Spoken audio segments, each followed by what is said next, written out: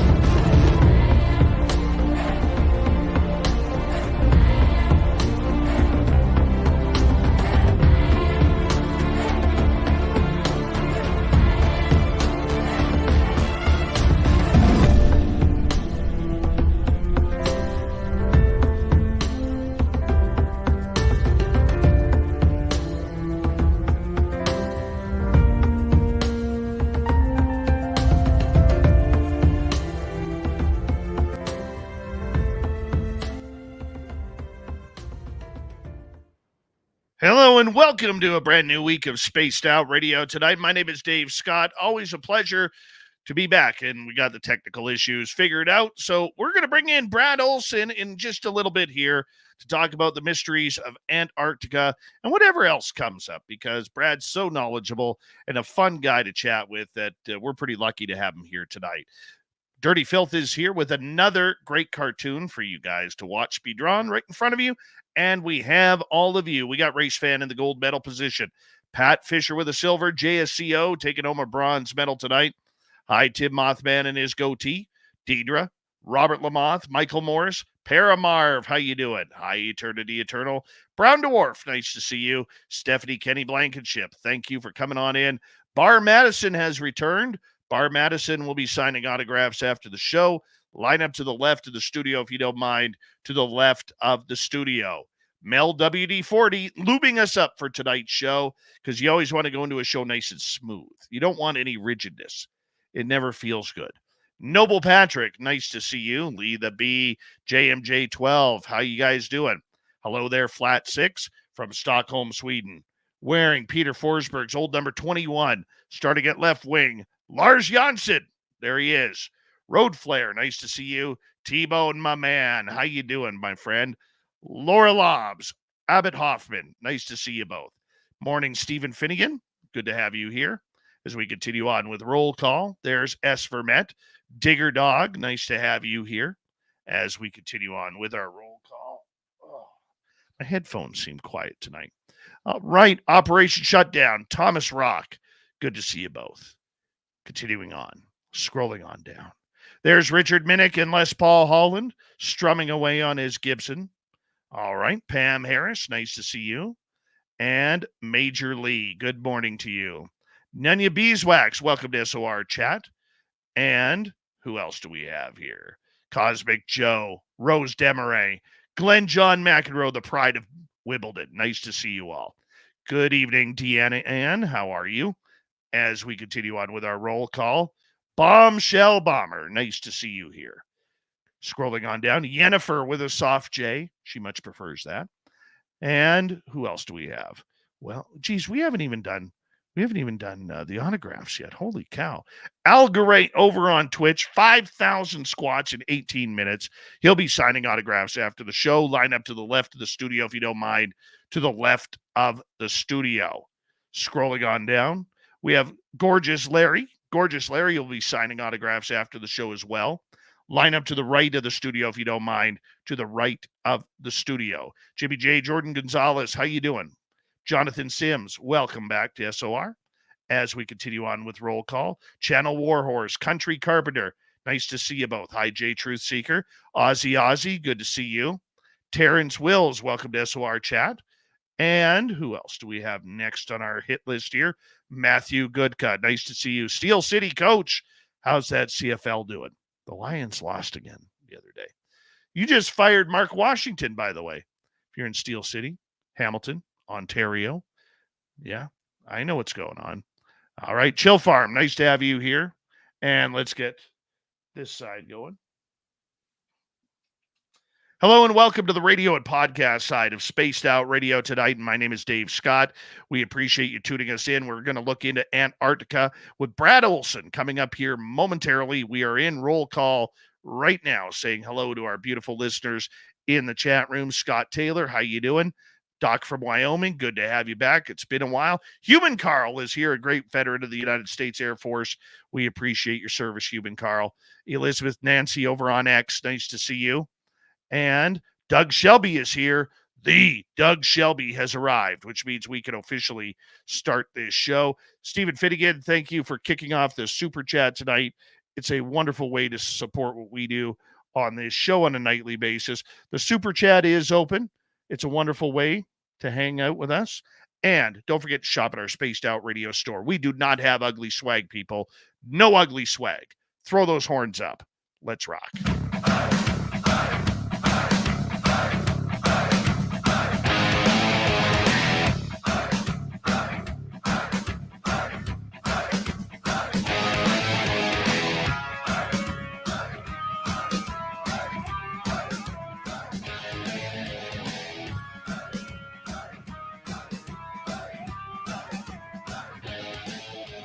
From the mountains of central British Columbia to you listening around the world, this, my friends, is Spaced Out Radio. I am your host, Dave Scott, sitting in the captain's chair of SOR headquarters. We welcome you to tonight's show on our terrestrial affiliates around North America, digitally on every major podcast network. Our website, spacedoutradio.com. We have a plethora of features for you. Rock out to Bumblefoot, read the news wire. Check out our swag as well. You can follow us on X at Spaced Out Radio, Instagram at Spaced Out Radio Show, and on Patreon in the Space Travelers Club. Tonight's show is brought to you by Chive Charities. Help make the world 10% happier by visiting Chive Charities today. You can find them on our website. We're going deep, deep, deep undercover tonight. What is happening in Antarctica? Brad Olsen is going to join us here momentarily on the show to break down this South Pole conspiracy. Then in hour number 3, Swamp Dweller is here with another spooky story, and we appreciate him coming on in. Follow that up. Josh Rutledge is going to be filling in for an ailing Tim James on the UFO report. So we got you covered there as well. Brad Olsen is a captivating speaker and author of many books, including 3 in his Esoteric Series, Modern Esoteric, Future Esoteric, and the newly released Beyond Esoteric. He's an award-winning author, book publisher, event producer. He has spoken at major presentations and moderated panels that have enlightened audiences at everywhere from Contact to the Desert to the Mount Shasta Summer Conference. He's done thousands of radio interviews all around the world looking for what the truth is out there. And he has also traveled to all 7 continents, including Antarctica by sailboat, seeking adventure and the answers to the mysteries of humankind's past. He is the founder and co-producer of the How Weird Street Faire. Yeah. And in the SOMA neighborhood of San Francisco. And we're glad to have him back here. It's been a while since Brad came on Spaced Out Radio, but I always love it when he is because he has so much knowledge and he's so in contact with everything that's going on. Brad Olsen, it is always a pleasure to have you on Spaced Out Radio. How you been, my friend?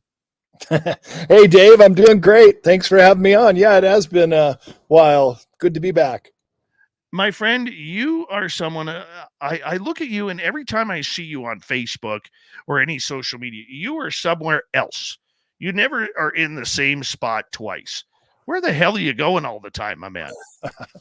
Well, I think we make the luck that we produce. Actually, I don't even believe in luck. We basically can live the life we want to if we just know sort of some of the secrets of the universe, basically, that allow us to live our lives the way we want to. And for me, it's to travel. Also with my work, I do have the great opportunity of being paid to go to a lot of these conferences that I speak at, and sometimes even overseas. Just this January, I had a press trip to the country of Laos, and I went up to see the Plain of Jars, the megalithic site in northeastern Laos, and that was really amazing. So that's what I do, Dave. I mean, I know I have a pretty unique life.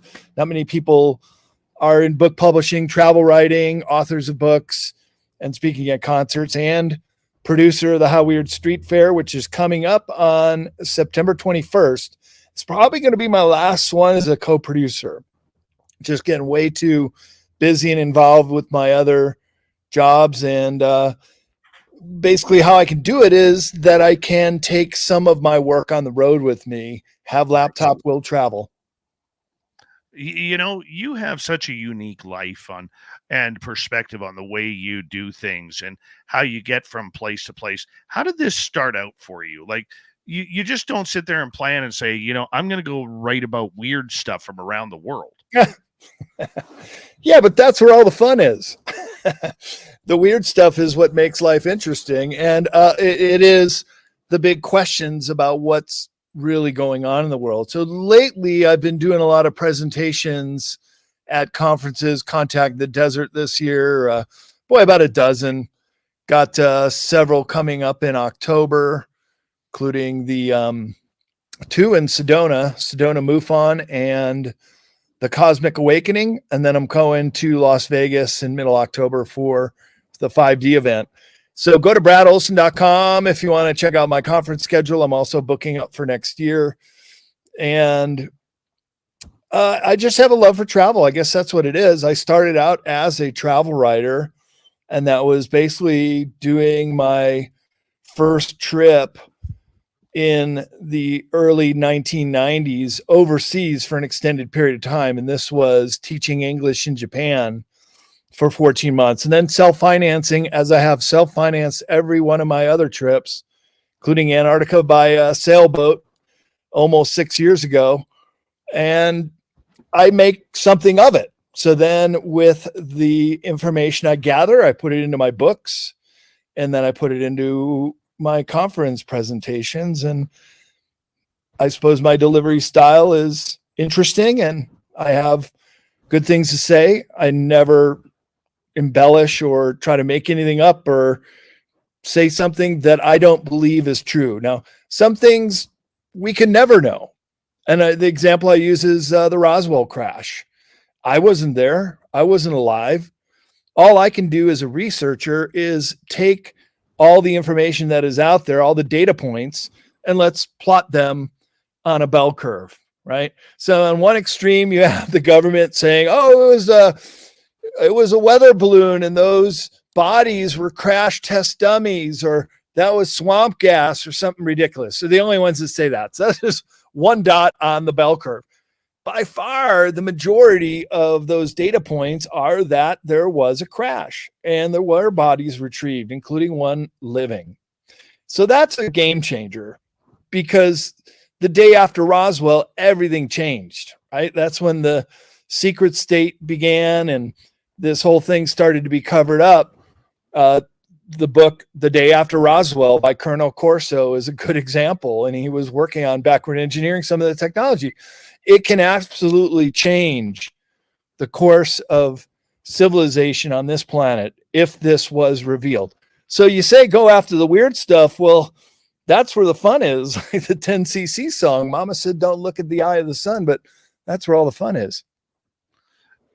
You bring up Roswell, and we're going to get into Antarctica here because you have some incredible information about that I know you're going to pass along to our audience members tonight. But we'll get into that in the next half hour. Roswell is such a hot spot, and with Lou Elizondo's book due out this week, and making the press that Roswell did happen and many other things did happen as well. Do you look at this as almost a new epiphany for the American public, that they are going to be able to learn that a lot of these stories that are considered legends, folklore, may have a very strong possibility of being real? You and I believe it because we're in this field. We've talked to enough people on air and behind the scenes and off the record to know some of the things that have happened there. But many, especially in the public, are not, Brad. Well, that's why it's interesting to be in the role that we're playing. You as a podcast host for 10 years, me as a book publisher for almost 30, traveling to all 7 continents and being a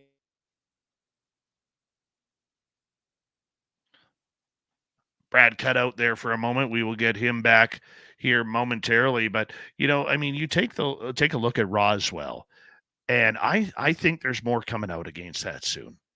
I really do believe that there is more coming out against that soon.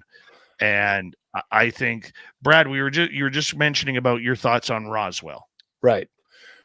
And so I wasn't old enough. Neither were you. None of your listeners were. So how do we write about and discuss the Roswell incident if none of us were eyewitnesses? It was way before our time. This is how I approach Antarctica. I haven't been to the hole in the ice, but I have a lot of data points saying that it is near the South Pole. I've only been to the Palmer Peninsula, but I have a good idea of what the landscape is like. And I can tell you it's not a flat earth. I got pictures right here on my cell phone. If you want me to call them up, I'll show you continental landmass of Antarctica. So I'm just doing my best to help people understand complex subjects, which are in my books called esoteric subjects. That is, things that have been known to only a select few, but now it's starting to get out to everybody else. So we were talking about Roswell. Just about everybody's heard of the Roswell crash. Actually, it was 2 crashes. I'm sure it was 2 crashes as well. As far as I knew, there was one at Roswell, which is the Corona incident, and the other one, which was at San Augustine. Now, the alleged story behind that was that these 2 craft collided. Hey, Brad. Sorry about that. I don't know. Maybe okay.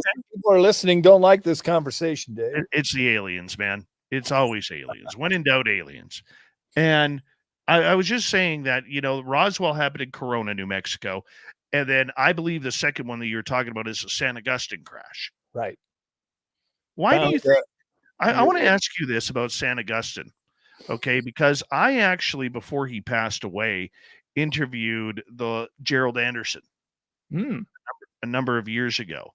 And he was 5 years old when his father, his brother, and his uncle walked up on this craft while they were going looking for rocks. They were rock hounds going to look for rocks. Why do we ignore San Augustine?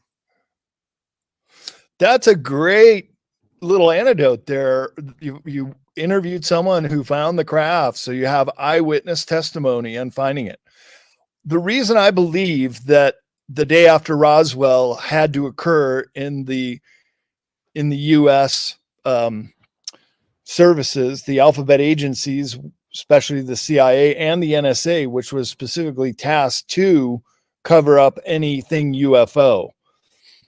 They were freaked out, and this is according to Bill Cooper, who had naval intelligence on these early crashes, especially in Aztec, New Mexico, which also happened in the late 1940s. They found human body parts aboard that craft. And if that wasn't reason enough to keep this whole thing hush-hush, certainly backward engineering this technology would also make it top secret. So there's certainly incentive to keep this quieted up. And I'm working with Laura Eisenhower right now. We just published her new book called Awakening the Truth Frequency. By the way, you can go to cccpublishing.com, check out my books, Laura's books, Michael Jaco, Leo Lyons-Zagami, other great authors, and browse those books. Check out Laura Eisenhower's book. There's a Google Books app on it. You can read new whistleblower testimony, someone who was intimate with her great-grandfather's presidency with Dwight D. Eisenhower, that basically Eisenhower was forced this deal and forced to go along with the Greada Treaty and other ways that they were already embedding themselves in the upper echelons of our government. And this is how it's been covered up for so long. I talked to one person who is a whistleblower who actually told me he believes the Greada Treaty is 100% correct in his research that he has done on it from the inside, that Eisenhower did meet with ETs. I would agree that there is ample evidence. There has been the Greada Treaty all the way back to the 1930s, so pre-World War II. Then certainly it's renewed every 10 years. I think on the 4th year of every decade. So we could be in that renewal year. And it's never been disclosed to the public. They're pushing hard to try and cover everything up. That's what I've noticed. They are trying very hard to push everything back under the carpet. And I don't know whether, as they try and push everything under the carpet, Brad, and they try to move this ball forward, I think that we are in a situation right now where those in the power do not want this story coming out. They want it back to being a tinfoil hat conspiracy where people are made fun of. Researchers like you are lambasted. People like me who are broadcasting this on terrestrial radio are considered, a bunch of wingnuts who are just trying to get ratings. I think that's what they're trying to do again. Well, it's always been a goal to marginalize truth tellers who are basically cutting a little close to the bone, that are showing people a different reality. And I've been going and speaking at these UFO conferences for over a decade. And one of the little games we play among the speakers and some of the audience, we play Spot the Mole, because every one of these conferences has at least one, but usually several moles who come to listen to the presenters and to hear where the zeitgeist of UFO information is. And it's said that they don't come to hear what they hear, but they come to hear what they don't hear, meaning they want to see how advanced the technology. Yeah, they are out there trying to see what is going on. They are out there to try and see how or what people have dug up at these conferences. And Brad, what I'm going to do is I'm going to get you to turn, I know for our YouTube audience, for our radio audience, doesn't matter, but for our YouTube audience, I'll get you to kill your camera. And that way it'll improve the signal a little bit that we are having here. But what I'm saying in regards to these conferences, have you ever had a conversation with any of these moles from the alphabet agencies? Oh, I have, and they're usually hilarious. It'll start out, well, you'll catch them in these little white lies, and they don't really want to tell you where they're from or what they're up to. And you can kind of see them dodging the question. And then when you get it out of them, oh, I'm from Maryland. Oh, I'm from Virginia. Langley? And it's just like a cop. If you say, and you're getting pulled over or undercover, are you a police officer? They have to tell you they are. And so these people in this field who have infiltrated conferences, they do have to tell you if you ask them an exact question. They do try to dodge it. So that's one way. Usually they just stick out like sore thumbs. They don't really look like they belong. They are interested in the subject matter, but then they'll, we had this one guy, Gregory, probably not his real name, from Maryland. And he admitted he was in intelligence, but he was retired. And now he's just curious and comes to these things. And this was a Las Vegas conference who said, well, yeah, we're going to go out to Rachel, Nevada, totally legal, little town close to Area 51, and do a sky watch.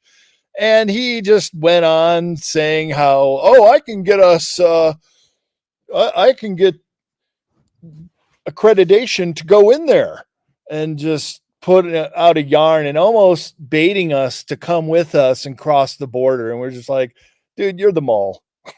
we're cutting you out, and we're not going to tell you when we're going, and just leave us alone. And he kept texting this one guy the whole time. And at one point we were already in Rachel, and he's like, "Oh, I'm here. I'm in Area 51." It's like, yeah, whatever. Anybody can make anything up. But they do try to see if you're doing anything illegal, and they do want to try to see if you have any kind of cutting edge technology that's being broadcast. And if you do, then they might report you. Oh yeah. I remember going to UFO Con in San Francisco, the number of years that I have gone and participated there as a speaker and as one of the hosts.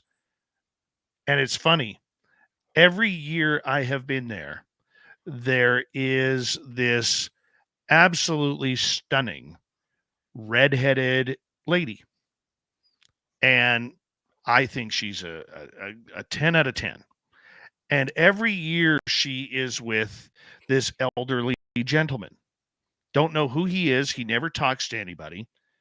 And I remember a couple of years ago, I actually, and here's the funny part. She only shows up on days where she knows I'm speaking. And I asked her what she did for a living, and she actually said she's a police officer north of San Francisco. And I'm like, "Oh yeah." And I said, the older gentleman you were with, where did he go? Oh, he had to go home. He was tired or something like that. I said, "Oh, is that your father?" And she goes, "No, that's just a friend." There's not a lot of young women who hang out with 60, 70-year-old men at UFO conferences. You know what I mean, Brad? Yeah. I think you did a good job of spotting the mole there, Dave. It was pretty easy.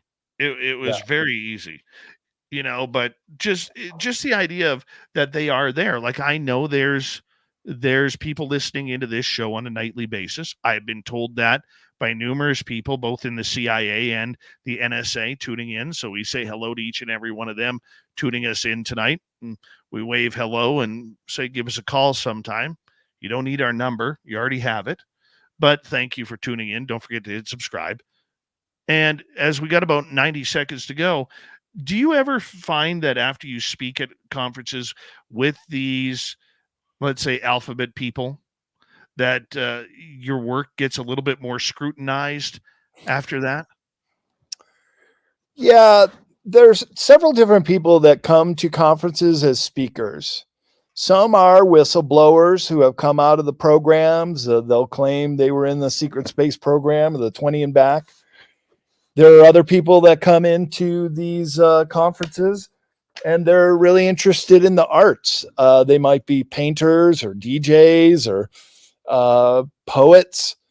There's other people like me who are researchers and authors who are coming into the conferences to explain what we've uncovered, what we've pieced together from this big mosaic of data points. And each one is a different person involved in these conferences. Probably the whistleblowers have the most to lose if they are going against an oath or any kind of non-disclosure type agreement. They could get in trouble. So they are risking it more than, say, someone like me that I am. All I'm doing is saying, this is what I found when I went down to Antarctica, when I talked to people about the hole in the ice, when I researched subject XYZ. So I'm kind of in more of the category of just having to be a good speaker and a good communicator to relay these very sometimes thorny issues. And I think I do that in my books as well, in the Esoteric Series. When we return with Brad Olsen after the break here, we are going to get into Antarctica. What is going on at the South Pole that has people rattled? We'll be right back on Spaced Out Radio. Stay tuned.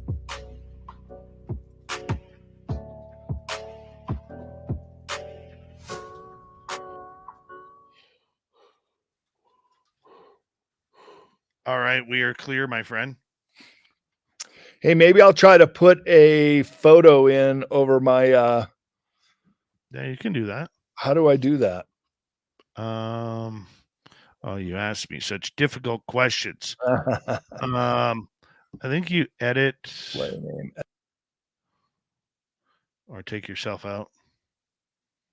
Try it that way. Hi, dirty filth.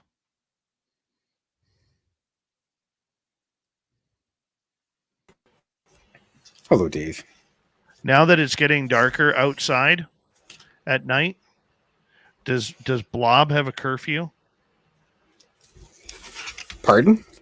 Does Blob have a curfew? Usually when it gets dark out, we bring them in. My internet's really weird. It's like choppy and cutting out.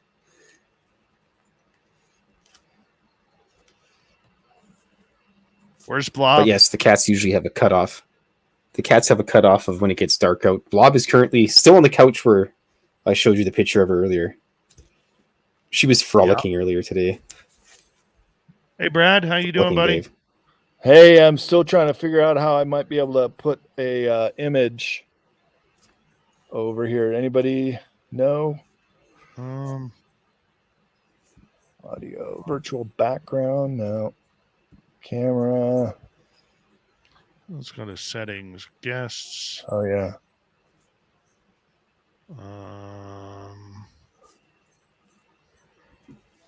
Let's see.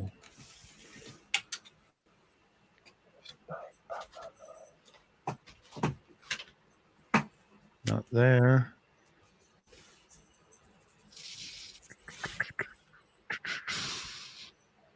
I don't know, my man. I don't know. Otherwise, I was about to turn on my cell phone, which I'm tethering off of for this interview. Right. I might get better. I would have better connection, but it would be a little shakier. So what do you think is better? I think as long as we got good audio, we're good, man. Okay. I'm good with I'll that. stop You the can again, and yeah, I'll just do audio. Perfect. Audio. Perfect. There we go. All right. Bingo, bango, bongo.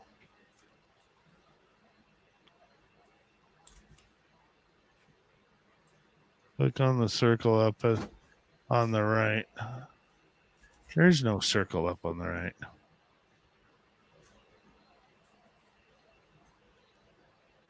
Dirty frickin' filth. You filthy, I'm dirty. sorry, it's cutting out here. I can't really hear you. I'm muting you. Disappointing. I can't believe he's using felt pens today. I don't know how I feel about that. I don't know how I feel. Uh-huh. I got you muted.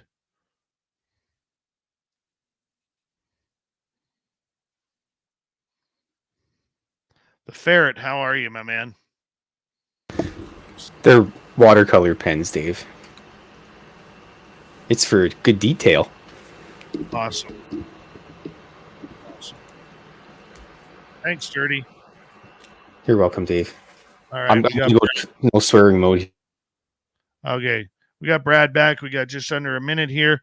Big thank you tonight to Steven and Ukrainian Anita, Backspin, T-Bone, and Debaruni for the great super chats. It's a wonderful way to support what we do on this show on a nightly basis. And don't forget, you can shop at our Spaced Out Radio store. We do not have ugly swag, people. No ugly swag.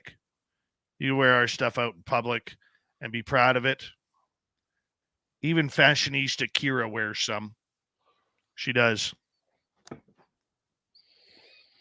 Mm-hmm. Brad, how you doing, my man? Hey there, Dave. I'm doing good. Sorry I'm having this internet issue. That's all right. Dropping Hey, man. you here and there. In radio, all that matters is you got a nice voice. And you're good covering the tracks when I drop. So hopefully it'll stop. I will do that each and every time. Each and every time, my man. I'm good at it. Excuse me. We got about 15 seconds to go here before we're going to fire it up. And then we'll get into Antarctica. It'll be fun. Sounds good. Here we go, my man. All right.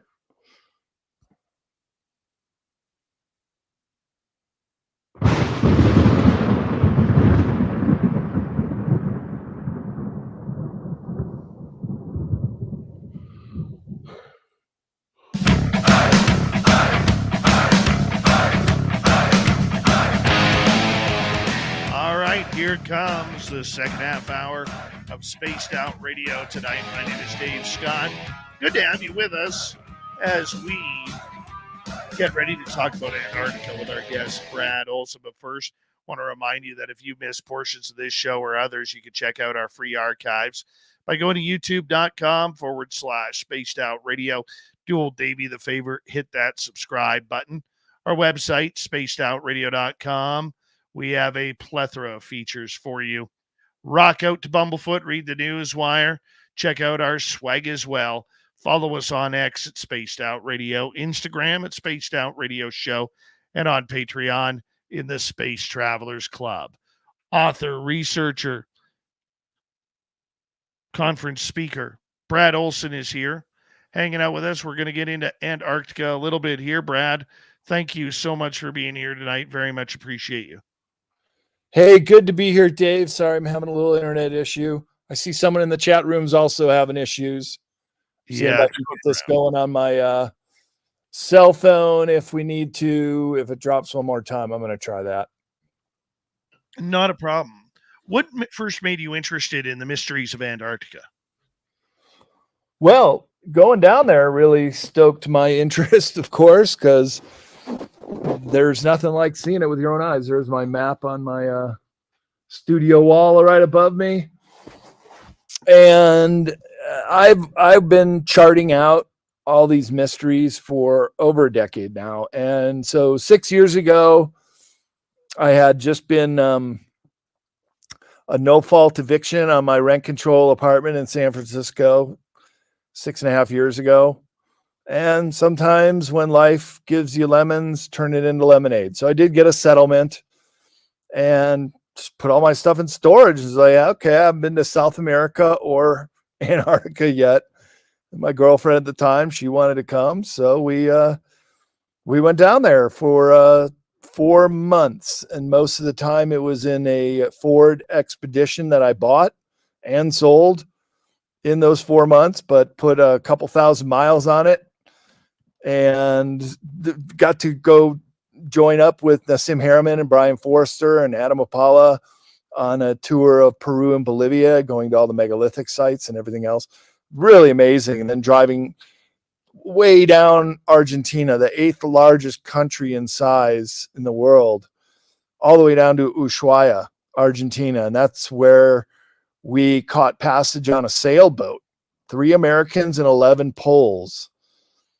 And it was the trip of a lifetime. But I'll tell you what, Dave, it was also the hardest trip I ever took.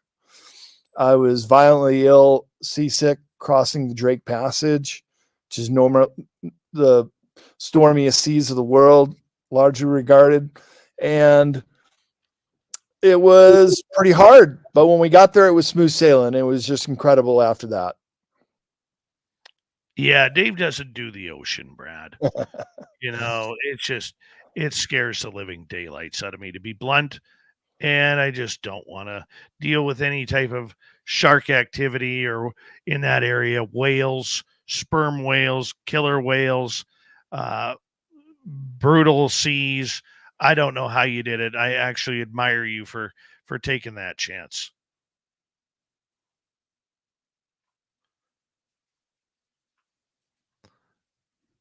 Yeah, I just don't get it. I don't get it why people would do that. I would say he's pretty nut bar just doing that as we speak. Open seas from the tip of South Africa or South America to Antarctica. I ain't doing it. I ain't doing it, Brad. Then don't do it, Dave. I'll do it for you, and I'll come back and tell you what it was all about. Well, I'm more worried about going down with the ship. I read enough of that. Moby Dick, the real story of Moby Dick and everything like that. I'm not going down. Not going down. Hey, we had a pod of whales swim right under our boat. And that's exactly what I thought. I hope it's not like Moby Dick, because the bull whale, so the male is the brave one. The male is protecting his female harem and the little ones. And it came right up to the boat within 10 feet before it sank down and went right out on the other side and blew up all these bubbles we saw. It was really eerie thinking a whale that was bigger than our boat was underneath us. Yeah, that doesn't work for me. Does not work for me at all. And so you make it to Antarctica. You're looking for penguins. You're looking for Megatron and everything else that kind of freaks you out. What was it first like to step foot on Antarctica? It was a relief. After throwing up for 3 days and taking 4 days to get down there, it was very refreshing to step foot on terra firma. And it was on King George Island, which is an island off of the Palmer Peninsula. There was a base there called Arktowski. That was our first destination. And it was a Polish base. We brought them fresh fruit and vegetables. They had us come ashore, allowed us to take showers, get on the internet the one and only time to just let people know that we made it okay, and to share a couple meals with them. And then the next day, they took us on a walking tour around the base and up to a big glacier and another penguin colony. So everybody was very hospitable down there. But yes, what I was going to look for, it wasn't necessarily to see the penguins, the seals, the wildlife, which was truly amazing. And it wasn't even to see the white continent, which is totally unique on planet Earth. But I was going there to investigate if there was any validity to 3 large craft under the ice, antediluvian civilization, including pyramids poking through the ice, or any kind of paranormal or UFO experiences people might have had. And for the most part, I did not receive any confirmation on those subjects, but I did find some things that I wasn't expecting. And what were those? Well, one was a UFO sighting at another one of the Argentinian bases that they were reluctant to tell us about. Only after about 20 minutes, the girl left who kept saying, "Don't tell him," in Spanish. And then he finally, I kept pestering him, and he said that there was another base, an Argentinian base called Belgrano 2, that had a UFO sighting just a few weeks before. And he said it was all the talk of the Argentinian bases. They're always talking to each other. And it was a big deal for them that there would be this sighting over one of their bases. The other thing was that there definitely is a no-fly zone over an area just off the South Pole. And that is somewhat interesting because there's not a whole lot of flight traffic that goes in and out of there. So why do they need a no-fly zone? And that is also the presumed location of the giant hole in the ice.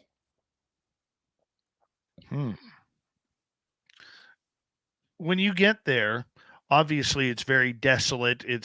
It's very, you're not seeing people, you're not seeing cars, you're not seeing tall buildings going around. What is it like when you first step on there? I mean, it must be like visiting another planet. Yeah, it truly was. First impression, though, when we were on the Drake Passage, after I got enough energy mustered up to take watch, because we were all asked to be part of the crew. I will get back to Brad here momentarily. He is having some internet issues tonight. He'll click back in. You'll hear the little beep hop in, and we will get to that. There he is. That was nice and quick. Thank you, Brad. We were all asked to be part of the crew, and part of that was taking a watch. on the deck as soon as we were able to. I mean, when you're hunched over, throwing up and can't move, and the boat is just rocking all over the place, there were some watches I couldn't do it. We were expected to go every after 6 hours for 3 hours, and then 2 shifts off. Finally, I was able to get up there, and we need eyeballs on the ocean to look out for icebergs. So the first impression were just massive chunks of ice that had calved off from one of the ice shelves that flat earthers will mistaken for the ice wall. And when you go up to them in a boat, they're 30 or 40 stories tall, like some of our giant skyscrapers in a downtown city. I mean, they're huge. They're very impressive, but they're just ice sheets. The continental landmass is around them, and it's what's holding them up. So they break off, especially in the summer and into the fall. When we were heading down there, just in the late summer, really. And they're flat top and just giant, massive chunks of ice. That was the first impression. Then finally we spotted land. It was late in the day. And so we were down there just after summer solstice for them. So 5 weeks after. So it was still really light out. We got to see the midnight sun, and really only about 3 hours of darkness, and then a couple hours of twilight in the morning and a couple hours of twilight in the evening.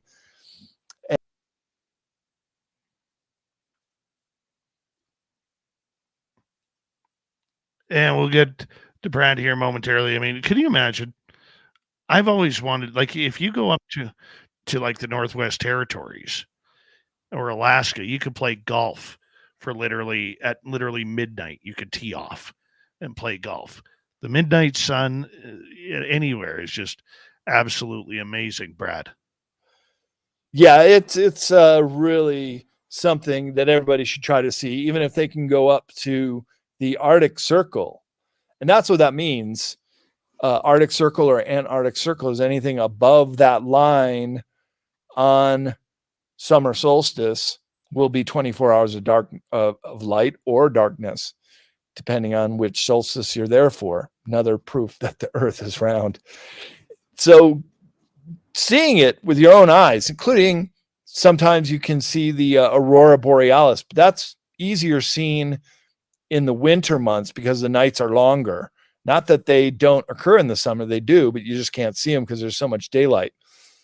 But down in the South Pole area, they call it aurora australis, because Australia was often the other name for the southern continent, which had been presumed to exist since the time of the ancient Greeks. So they, I'm going to turn the cam off here just so we don't keep dropping. The ancient Greeks were the ones that came up with the name Antarctica too, without even seeing the land, without even knowing it's down there. They did have an idea that the world was round and that all these continents in the northern hemisphere would need a counterpoint in the south. So in the northern sky is a constellation called Arctos. So they gave the name Anti-Arctos to a constellation they presumed would be down there. Then after Australia was discovered by Abel Tasman, to realize it's a continental island, not connected to the south in any way, that name got used up. So then when the first whalers and sealers got down there in 1820, that's how newly discovered it is. They use the name Anti-Arctos or Antarctica. Because I do another presentation at the conferences, Dave, where I show maps during the age of exploration.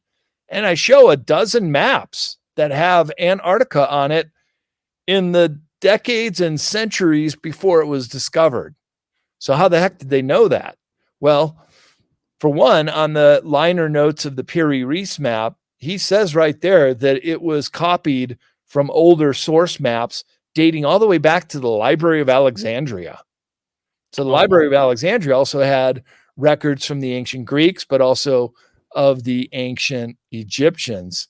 So I think they knew the contours of this Earth, and then that information got lost during the Dark Ages, only to be rediscovered in the last 2 centuries. It's incredible what we're still finding, huh? Oh, yeah. And what's below the ice, including some of the coastline that is covered by ice, are still the great mysteries of planet Earth.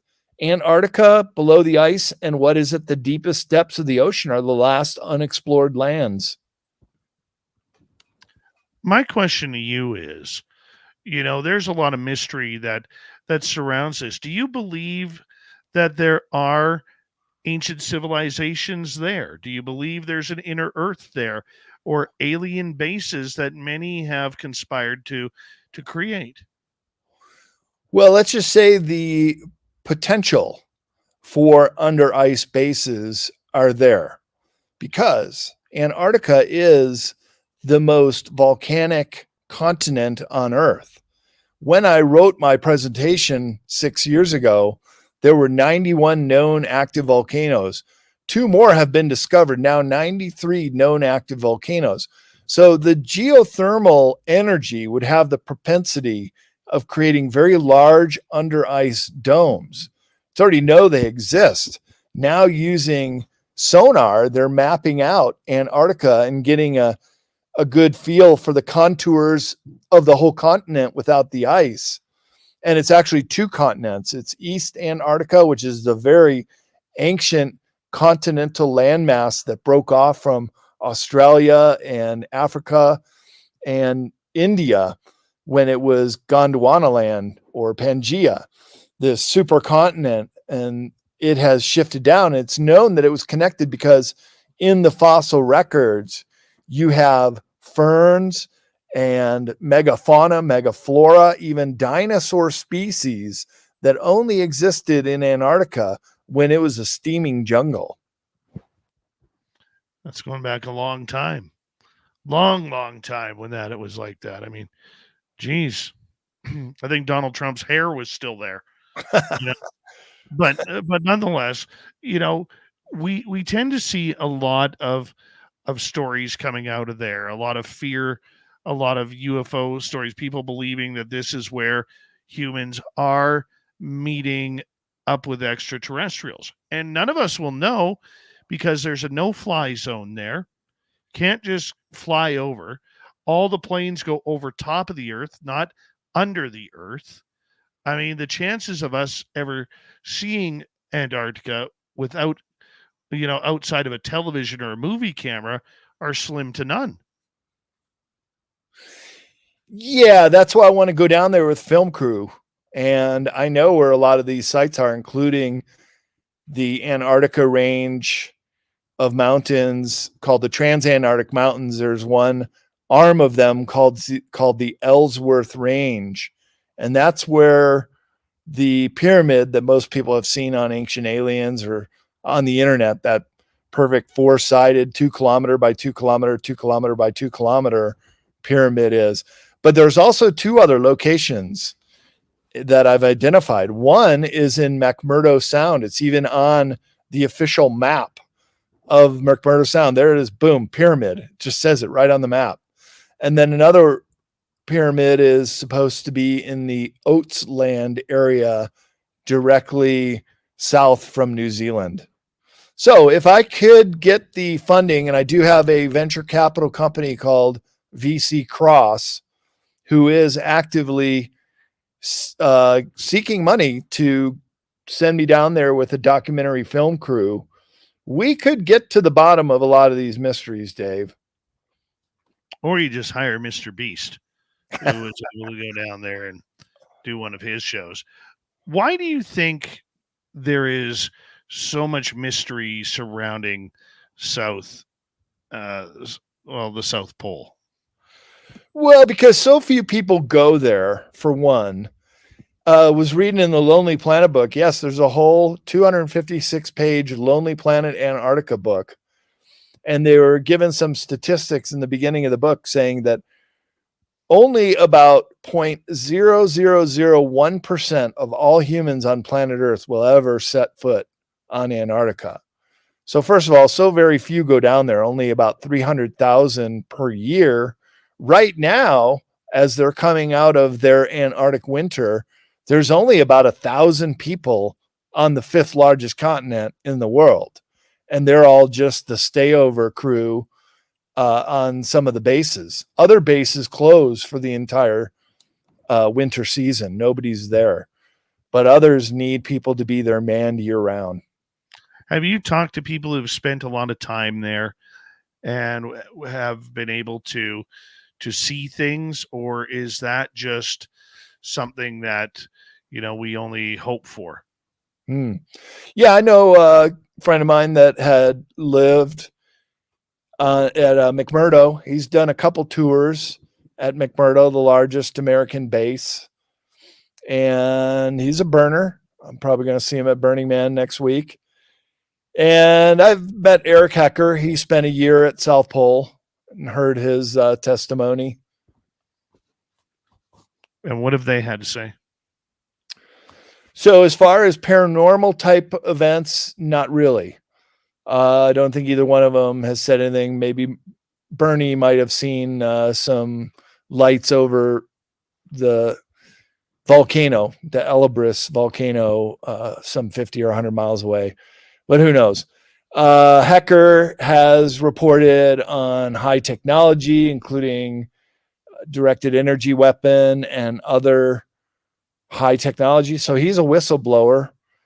He was just on with a couple big podcasters, and he did a testimony at Stephen Greer's event. He has taken sides and really goes against me for speaking out about things like the hole in the ice or the presumption that there could be bases under there. Just because you don't see something doesn't mean it doesn't exist. Or if you didn't hear about it during your year on the base, doesn't mean people aren't down there doing it. I live just 30 miles away from a big Air Force air base, and there's supposed to be an underground base there. I've never been there. I've never seen it, but some other people have, and other people have put it on their maps. Does that mean it doesn't exist? No. So there are different points of view on what may exist down there. Sometimes whistleblowers like to think that they're the be all end all to every argument because they're giving up this kind of information. And someone like me is just a researcher who's trying to compile these data points into a more cohesive presentation that people would understand and look at what that evidence is and make up their own mind, do their own research. I've tried to get Eric Hecker on this show to talk about what he knows about a number of things. And I'm always hesitant when somebody will go on a bunch of Twitter spaces or X spaces or a bunch of very small amount of subscriber type podcasts, but they won't do the bigger shows. I always wonder about that, Brad, when someone just does not want to do shows. They want to do the smaller ones. I have invited Eric Hecker here before. He has told me, "Oh, your show is on too late." I'm like, "I'm an hour ahead of you. You're in Alaska." I'm like, "What time do you go to bed?" He goes, 10. I said, "We'll end at 10 o'clock your time." And I just can't get him on. No interest. And he actually laughed at me. So I was like, yeah, obviously you have something to hide. I don't know if you're real or not. Not just because you came on this show, but just things weren't adding up. Yeah, so, move on, Dave. Yeah, that's not the best guest you have. Yeah, I'll take people who want to actually speak to our audience rather than dodge them. Yeah, that's an easy way to do it. Brad, I'm going to get you to hold on right there because we are going to go to break here at the top of the hour. Brad Olsen is here. What does he think is hiding? His personal feelings of our Antarctica. When we return on Spaced Out Radio, we will be right back, coming up here momentarily.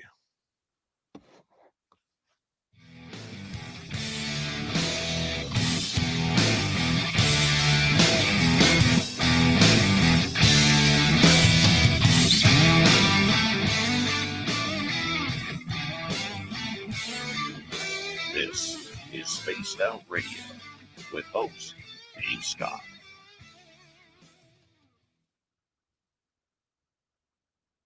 All right, Brad, we got about 6 minutes here. I'm going to turn things over to Dirty Filth. If you need to grab a drink or whatever you need to do, now's the time, my friend. All right, we'll do. Thanks. All right, Dirty Filth, it's all yours there, Big Nuts. Wow, geez, Dave. All right. I don't know if anybody can actually hear me. I'm also having internet trouble. All I hear is everything just... Oh, okay, good. Then I'm just going to ramble away. Excellent. So, doing the March cartoon here. And it's aliens dressed up in little rabbit costumes.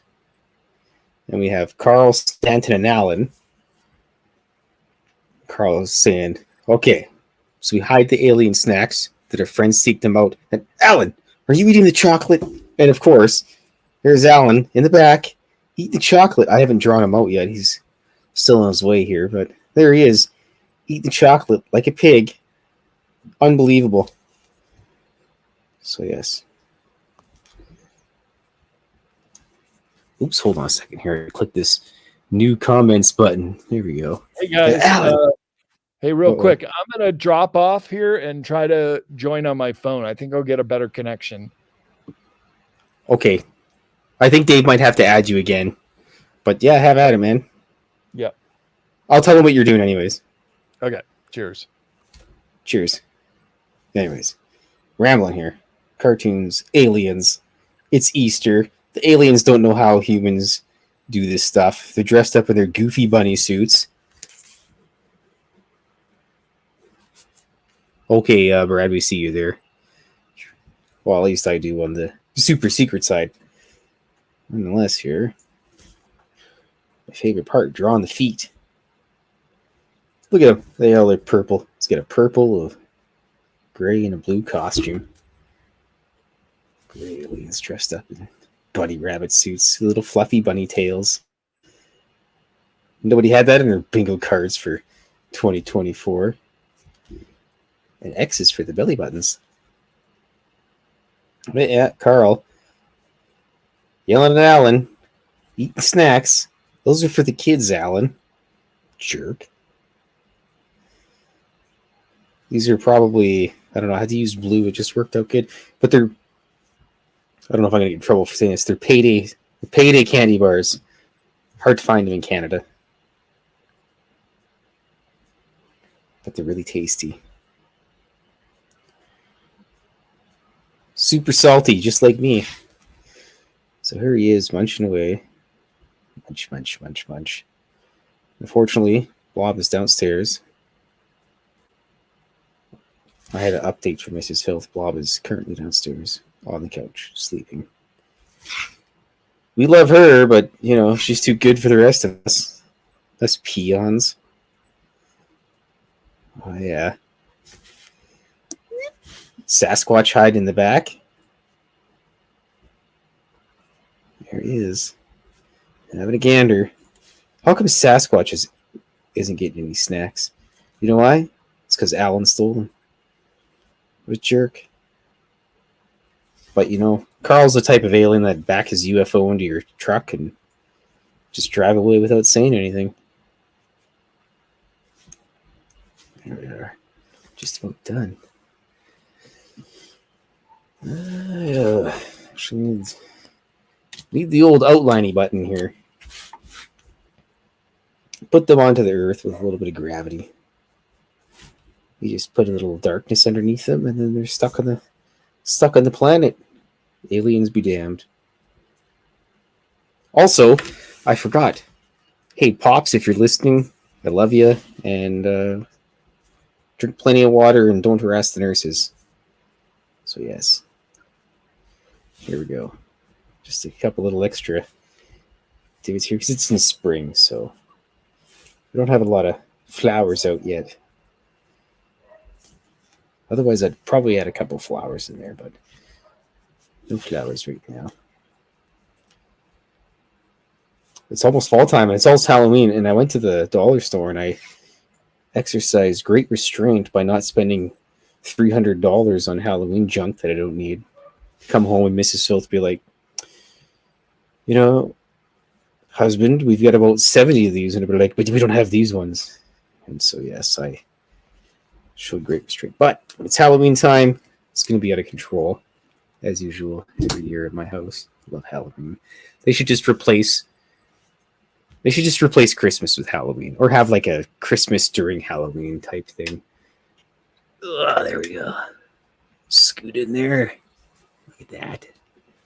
There's that Dave guy, right on time. Look, Dave. Aliens in bunny costumes. I love the bunny costumes. That looks good. Carl's yelling at Alan because he's eating the candy bars. I see that. That's funny stuff right there, Dirty. Morning, Commonwealth Andrew. Hi, Blue Cruz. And Mark Sanchez in his Hawaiian shirts. How you doing? Big thank you tonight to Debaruni ×2, T-Bone, Backspin, Ukrainian Anita, and Steven for the super chats. Don't forget, you can shop at our Spaced Out Radio store. We do not have ugly swag, people. No ugly swag. As we get ready to bring Brad on and say goodnight to Filth, here we go.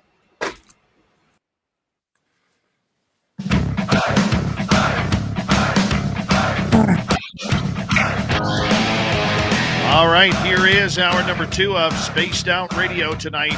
Good to have you with us. My name is Dave Scott. We always appreciate you tuning us on in wherever you are on this beautiful planet we call Earth. Want to say hello to everyone listening in on our terrestrial affiliates around North America, digitally on every major podcast network. Our website, spacedoutradio.com. We have a plethora of features for you. Rock out to Bumblefoot, read the Newswire, check out our swag as well.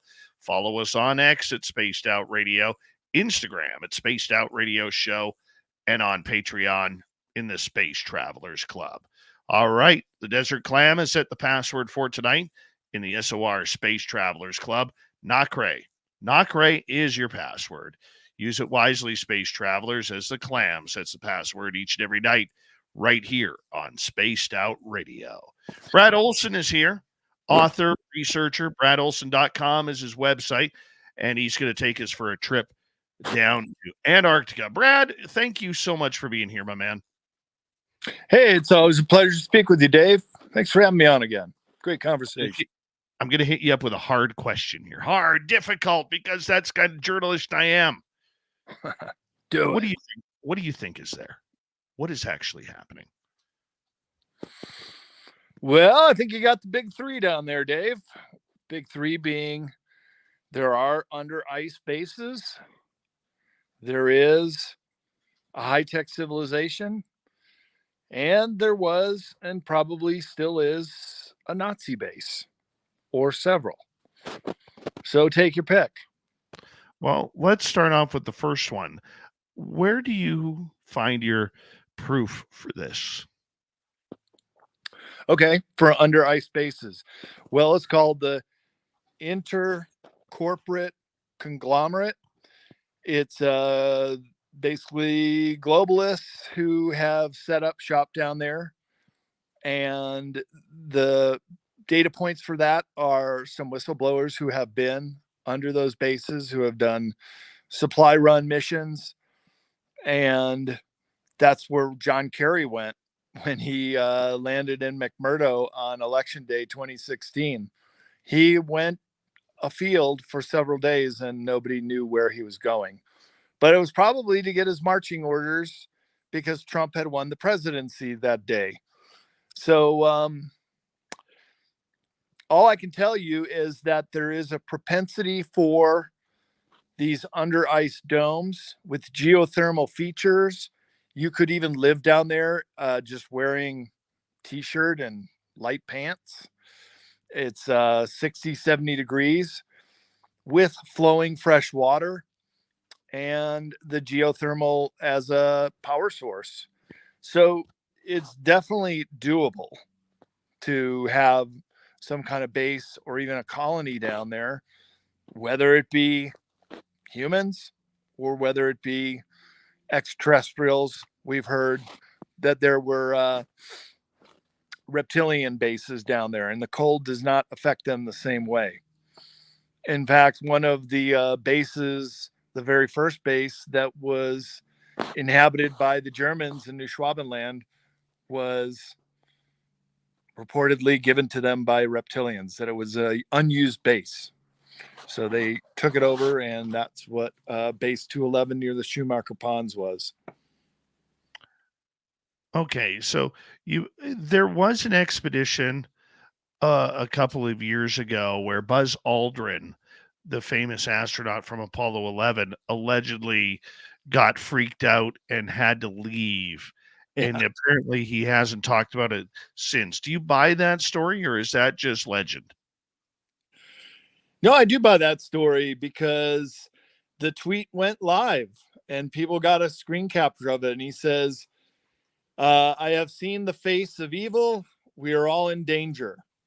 And right around then, he had a medical emergency and had to be medevaced off the continent at no small cost. It's very expensive to get someone out of there before their scheduled plane is to leave.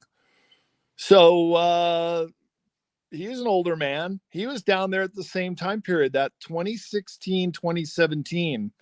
A lot of royal family were going down there, a lot of politicians, even some movie stars and other celebrities like Buzz Aldrin, former astronaut. I met Buzz one time at a travel show long before I went to Antarctica when I was a travel writer, and he was signing something, and we had a crowd of about 20 or 30 people around, and so I kind of hung out, and then he got up and he started walking the floor, and I was following him with maybe 5 or 6 other people. Finally, he's like, turned around, look, who's this tall guy following me? And I go, hey, Buzz, it's a pleasure to meet you. Just want to ask you a question. Did you see orbs on the return flight from the moon that may have encountered the capsule or even come into the capsule? And he just kind of gave me this look with those steely blue eyes, and he didn't confirm it and he didn't deny it, but I took it as confirmation that something paranormal happened. There's quite a bit of other confirming evidence, basically what Neil Armstrong said about Santa Claus, and these mothers are huge. They're sitting on the edge of the crater watching us. If you had a ham radio back in the day, in 1969, ham radio operators were able to receive the messages coming back from Apollo 11 to Houston, to the main central control. And that's when they spoke about what they saw on the dark side of the moon. And that's where the term Santa Claus means we saw an alien civilization. So it's on the moon, and it's most likely on the Mars in the Cydonia region, including a 5-sided pyramid, the face on the Mars, and other features in Cydonia, which I feature images and the evidence in my book, Future Esoteric, on my bookshelf right there. That's all the UFO based material and the secret state that I put in that book, Future Esoteric, The Unseen Realms. Now, you mentioned that you believe there are alien bases down there. Are there those alien bases? Do we know how many of them there are, or do we just have one big base, and are they interacting with humans? Oh, that's hard to say how many there are. I would say in some cases they are interacting with humans, others maybe not. Other reports are that there are giants in stasis chambers that are in the process of waking up. Look, Antarctica is huge. It is about, well, it's bigger than the lower 48 states in the US. It's about the size of Australia, even slightly bigger. And the distances are very vast, including the polar plateau, which is over 2 miles thick. And so we really don't know what's down there. But if I could just tell you Admiral Byrd's account of flying down there. So basically, he was, historical record, absolutely the first aviator to fly over the South Pole in the late 1920s. So he must have seen the hole in the ice. And other whistleblowers Brian S. with Linda Moulton Howe, and the Russian researcher also talks about the hole in the ice. Other people from Russia actually have leaked data points about it as well.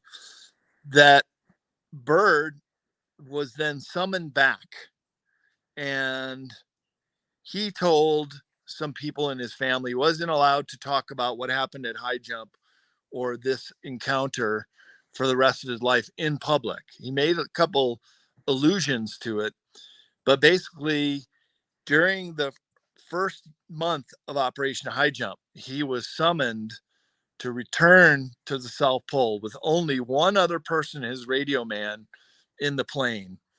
And that's when they dropped into the hole and saw things down there at the continental plate level that was totally astonishing, including verdant green valleys, which shouldn't have been there. And even what they said was a woolly mammoth. First thought it was an elephant. They said, how could these things be living down here? This is in his diary. It's a published book. I'm just paraphrasing. And then while they're still continuing on down there, they started losing communication with the base, Little America. That was the first to go. Then Admiral Byrd lost control of the control panel of the plane. And at that point, on the radio came a voice of a Germanic sounding voice that says, "You're in good hands, Admiral. We'll be landing in the domain shortly."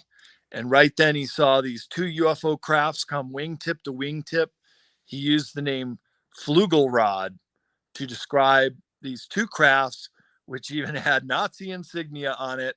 And they landed him at the domain of the Ariani, which, as best I could describe, would be like the Wizard of Oz Emerald City. It was a shimmering pastel colored city down there. And Admiral Byrd was asked to attend a meeting with a figure called the Master. The radio man stayed behind, and the Master said, "We're very concerned about surface humans have just ignited nuclear bombs." So this is in late 1946. Of course, Hiroshima, Nagasaki, and White Sands testing was the year before, 1945. "You're a well-respected man in the military. We want you to go back to the Pentagon, and we'd like you to give a message that we don't think humans should be messing around with nuclear weapons." He agreed, and there were some other things they discussed. He said he wrote about it in his diary, that this Master was otherworldly and telepathic. And he said that they had this incredible high technology down there. So the Germans who were there would have, you asked if aliens and humans were interacting, I would say this is probably the best case where they could have and would have. And then they escorted Admiral Byrd out the same way he came. And the last thing they heard over the radio was "Auf Wiedersehen," goodbye in German. And then he got control of the plane, flew back to Little America base. And absolute historic fact, on that flight, there were 3 hours of missing time. So Admiral Byrd, being the admiral and military man he was still under the directive of the Navy, who ordered him to meet the Armada on the other side of the Palmer Peninsula, offshore of New Schwabenland. And they did. And this was when the Battle of High Jump commenced. So first they were also charting out the mountains that were poking through the ice. In fact, Admiral Byrd and the Nazis probably charted out more of the landscape of Antarctica in the 1930s and 1940s than any other group up till then. It was still terra incognita, and some parts still are. And so they were ordered, they were trying to retrieve a Flugelrad. That was the back order. That was what high jump was all about. We knew they had them. The Nazis escaped with them after World War II. They got them down there in these giant U-boats that they had developed. And they were hiding out. in base 211, which is in the Schumacher Ponds area of New Schwabenland. I know the area, and I would go down there with my film crew and try to get some of this information, or just to see it, film it, see these Schumacher ponds that never freeze, that are creating an Antarctic oasis. But the Battle of High Jump commenced by them locating some of the outbuildings and bombing them on the first day, lightly pitter patter. Then they were coming in the next day to really hit it hard. And all those planes just went right off the screen. Pilots never to be heard from ever again. On the same day, these craft came up out of the water, anti-gravitic craft, to confront the Armada.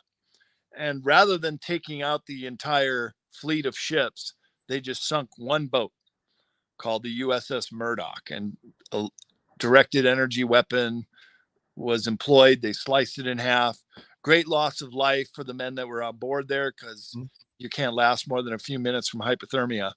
And that's what sent Byrd hightailing back to America 2 months into the 6-month operation. What happens if you bring your camera crew down there and all of these stories you've heard are not there? You can't find the reptilian bases. You can't find the oases. You can't find the Nazi bases. What do you do? Well, then we create a very nice documentary about the pyramids being just a nun attack, just an attractive mountain poking through the ice. I highly doubt you get into any underground or under ice bases either. And you can't fly over the no-fly zone, and they won't let you in. So there are definitely restricted areas. But within the range of locations that I could go to, I think we could go to the Schumacher Ponds and see the Antarctic oasis.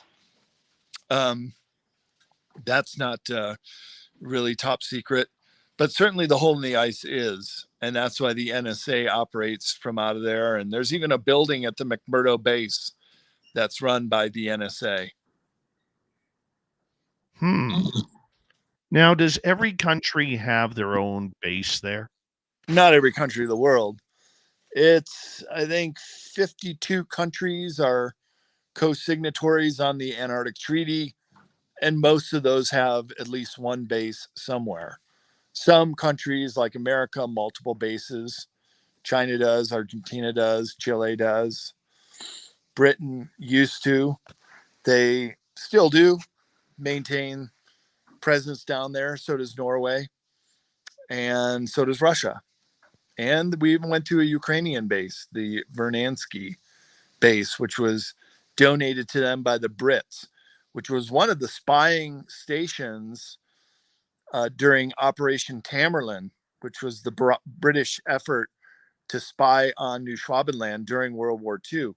Well, ever since the Nazis staked up claim, the Brits were kind of close by, trying to keep an eye, monitor the situation, pick up their radio when they could. And we went to some of those stations. One of them was called Port Lockroy, which is a museum, a British museum, flies the British flag. Everything left exactly how it was. And there was another base, which is also now just a museum at Vernansky. In Vernansky is the southernmost bar of the world. It's the Faraday bar. And at the Faraday was a British inventor of the Faraday cages. On the bar is 1 silver pound that the Ukrainians bought the base off the Brits for 1 English pound. The reason was the Brits were done with it. They were going to close it up. But part of Antarctica Treaty is if you have a base down there and you vacate, you have to take every stitch and nail out of there. And it would be far easier just to give the base away to the Ukrainians, which they did. Right. Okay. So what happens if you come up with reptilians and you're all of a sudden finding them damn aliens hiding out there? Well, Dave, that would be like saying if you went to into the woods and you stumbled upon a reptilian base, what would you do? I don't think it's very likely we will get down into any reptilian bases. So I don't know what I'd do. I probably wouldn't get out of there alive, though. But what if they find you? Well, this is spaced out radio, so we can talk about these kind of things. Exactly. I don't think I'd want to come face to face with a reptilian. They're very tall, 10 to 12 feet, and very ferocious, and they could rip up a human with their claws in a matter of minutes. Let's get to some audience questions, as we got about 4 minutes to go here before we got to go to break. Brad Olsen is our guest tonight on Spaced Out Radio. Ian over in the UK, good morning, Ian, is asking, any idea why the dignitaries went to the Antarctic? Yeah, that's a good question, and why they went during that one time frame. Even Patriarch Kirill from the Orthodox Russian Church was down there in that time frame, and King Carlos of Spain. The best one I thought was Prince Harry, the redheaded second son, the Windsor family. He went down there with a bunch of his army buddies, and they went to the South Pole on a cross-country expedition for a week. Now, where are you going to go on the polar plateau cross-country skiing? There is nothing, as we're told, for hundreds of miles, unless they were going 30 miles or so away from the pole where the giant hole in the ice is. And that's what's been nicknamed the Illuminati Disneyland. Oh, tell us what that is. Well, this is the most accessible way into this under ice inner earth realm, the hole that Admiral Byrd flew into. And I suppose if you are given permission to come in, you might be able to go down there to the domain of the Ariani, as well as Admiral Byrd did. Brian S., the whistleblower who talked to Linda Moulton Howe at length and did several interviews, they flew over it against orders, against the no-fly order, and they saw it. And he describes it as being several miles across. Same with, I think it was Zernansky or Zerdinsky, this other Russian researcher who also reported it being a couple miles across, big enough to fly a plane into it. Not an airliner jetliner, but Cessna or a military fighter plane. But Brian S. said there was also a road that corkscrewed its way all the way down, so you could drive down there in a cat track, or maybe in the case of Prince Harry, skied down. All right, let's get one more question. Let's go to AA Ron here. Were you allowed to bring a drone when you were there? People on my boat had drones. Yep, they did. Got some great footage. Did you get one of the whale that snuck up on you? I caught it on my iPhone. I have it on my phone right now. If there was a way to play it, I would. What kind of whale was it? So I put that video up on Facebook, and a naturalist friend of mine identified it as a right whale. And the reason they got that name by the whalers of the 19th century was because those whales, when harpooned, would not sink like the other whales, but they would float to the surface, and therefore they died the right way. And they were nearly hunted to extinction. Like the blue whales, only a couple errant pods of this species kept it alive. The whale population is still not back to its historic levels. The seal population has bounced back because they breed a lot quicker. But the whales, which have over a year gestation for only a single newborn, they live much longer lives. And so their population is slowly rebuilding. But that's why one of the reasons why the Antarctica Treaty is so valuable is because it is environmental protection of the entire continent. The whole of Antarctica is a biosphere reserve. Right. Hold that thought, Brad. We're going to go to break here at the bottom of the hour. Brad Olsen till the top. We'll be right back on Spaced Out Radio.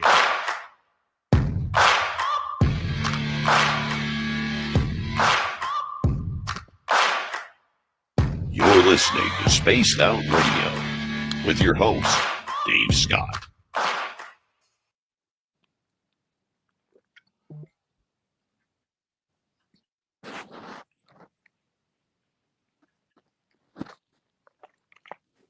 All right, we're clear, Brad.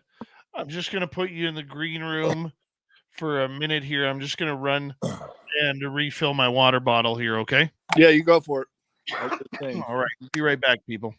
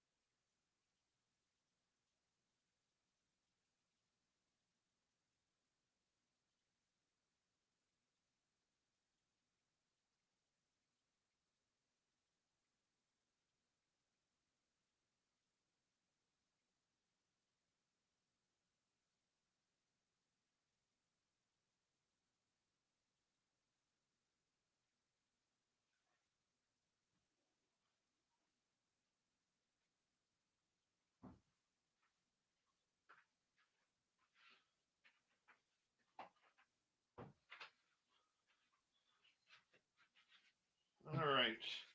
I am back. Sorry about that.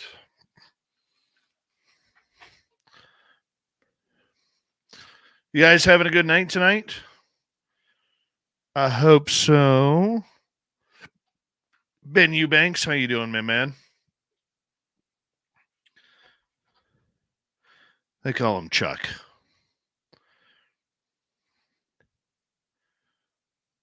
All right.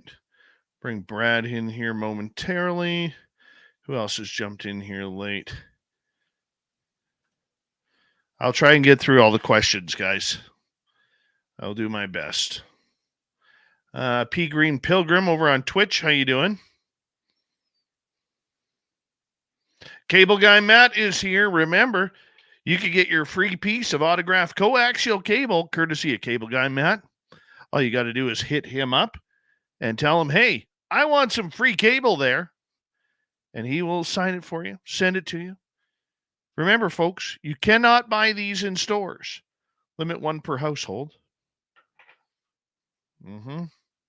Cable Guy Matt. He was in studio today.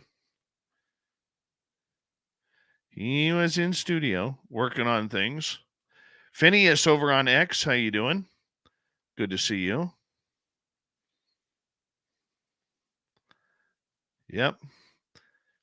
Yeah, Cable Guy Matt has the special key to the SOR headquarters. Juliana, nice to see you. All right, big thank you tonight to Debster with a hat trick, T-Bone ×2, Backspin, Ukrainian Anita, and Stephen in the UK. Good morning to you, and thank you for the lovely super chats. And let's bring Brad in here. How you doing, buddy? Hey, Dave, doing great. All right. I don't think I want to answer that chat question. That's a terrible question, Deb. Terrible. I just saw that, to be blunt. I apologize. I can ask Brad about black goo. Of course I can. We'll try and get to it, Terrence. We We don't go there for the scoring. We go there for the knowledge. Yeah. Deb's mind is always in the gutter. She's always in the gutter. Bad girl. Bad, Deb. We love you, though. Hey, I want to remind everybody you can shop at the Spaced Out Radio store. We do not have ugly swag, people. No ugly swag. So go check it on out because you want to look good. Yeah, you do. So go shop there. Here we go. Like 5 seconds, Brad.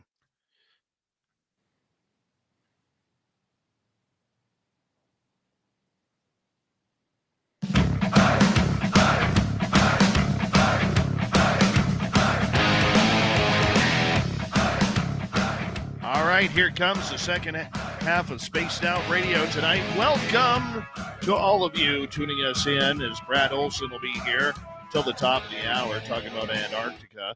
But first, I want to remind you that if you missed portions of this show or others, you can check out our free archives by going to youtube.com/Spaced Out Radio. Just do old Davey the favor, hit that subscribe button. Our website, spacedoutradio.com. We have a plethora of features for you. Rock out to Bumblefoot, read the news wire, check out our swag as well. Follow us on X at Spaced Out Radio, Instagram at Spaced Out Radio Show, and on Patreon in the Space Travelers Club. BradOlsen.com is his website. He's a writer, researcher, producer, documentarian. This man wears more hats than Queen Elizabeth had at Buckingham Palace. Brad Olsen, welcome back to the show. Hey, Dave, I'm glad to be here. Burning the midnight oil with you, but it's all good. Great conversation. Well, I think we are on the same timeline. You're in Arizona, aren't you? Nevada. Or Nevada. Same thing. Same thing. God, I love Nevada. I got to tell you, Brad, if I had any choice whatsoever, if somebody said to me, hey, where do you want to move the show? Going to Vegas, man. Going to Vegas. Yep. You, me, and the aliens at Rachel can hang out. Hey, you're real close there. I'm in Northwest Nevada, though. I'm closer to where they do Burning Man. Nice. Very nice. Heading out next week. That's just a drive. That's just a drive. It's my neighborhood. Right. Love it.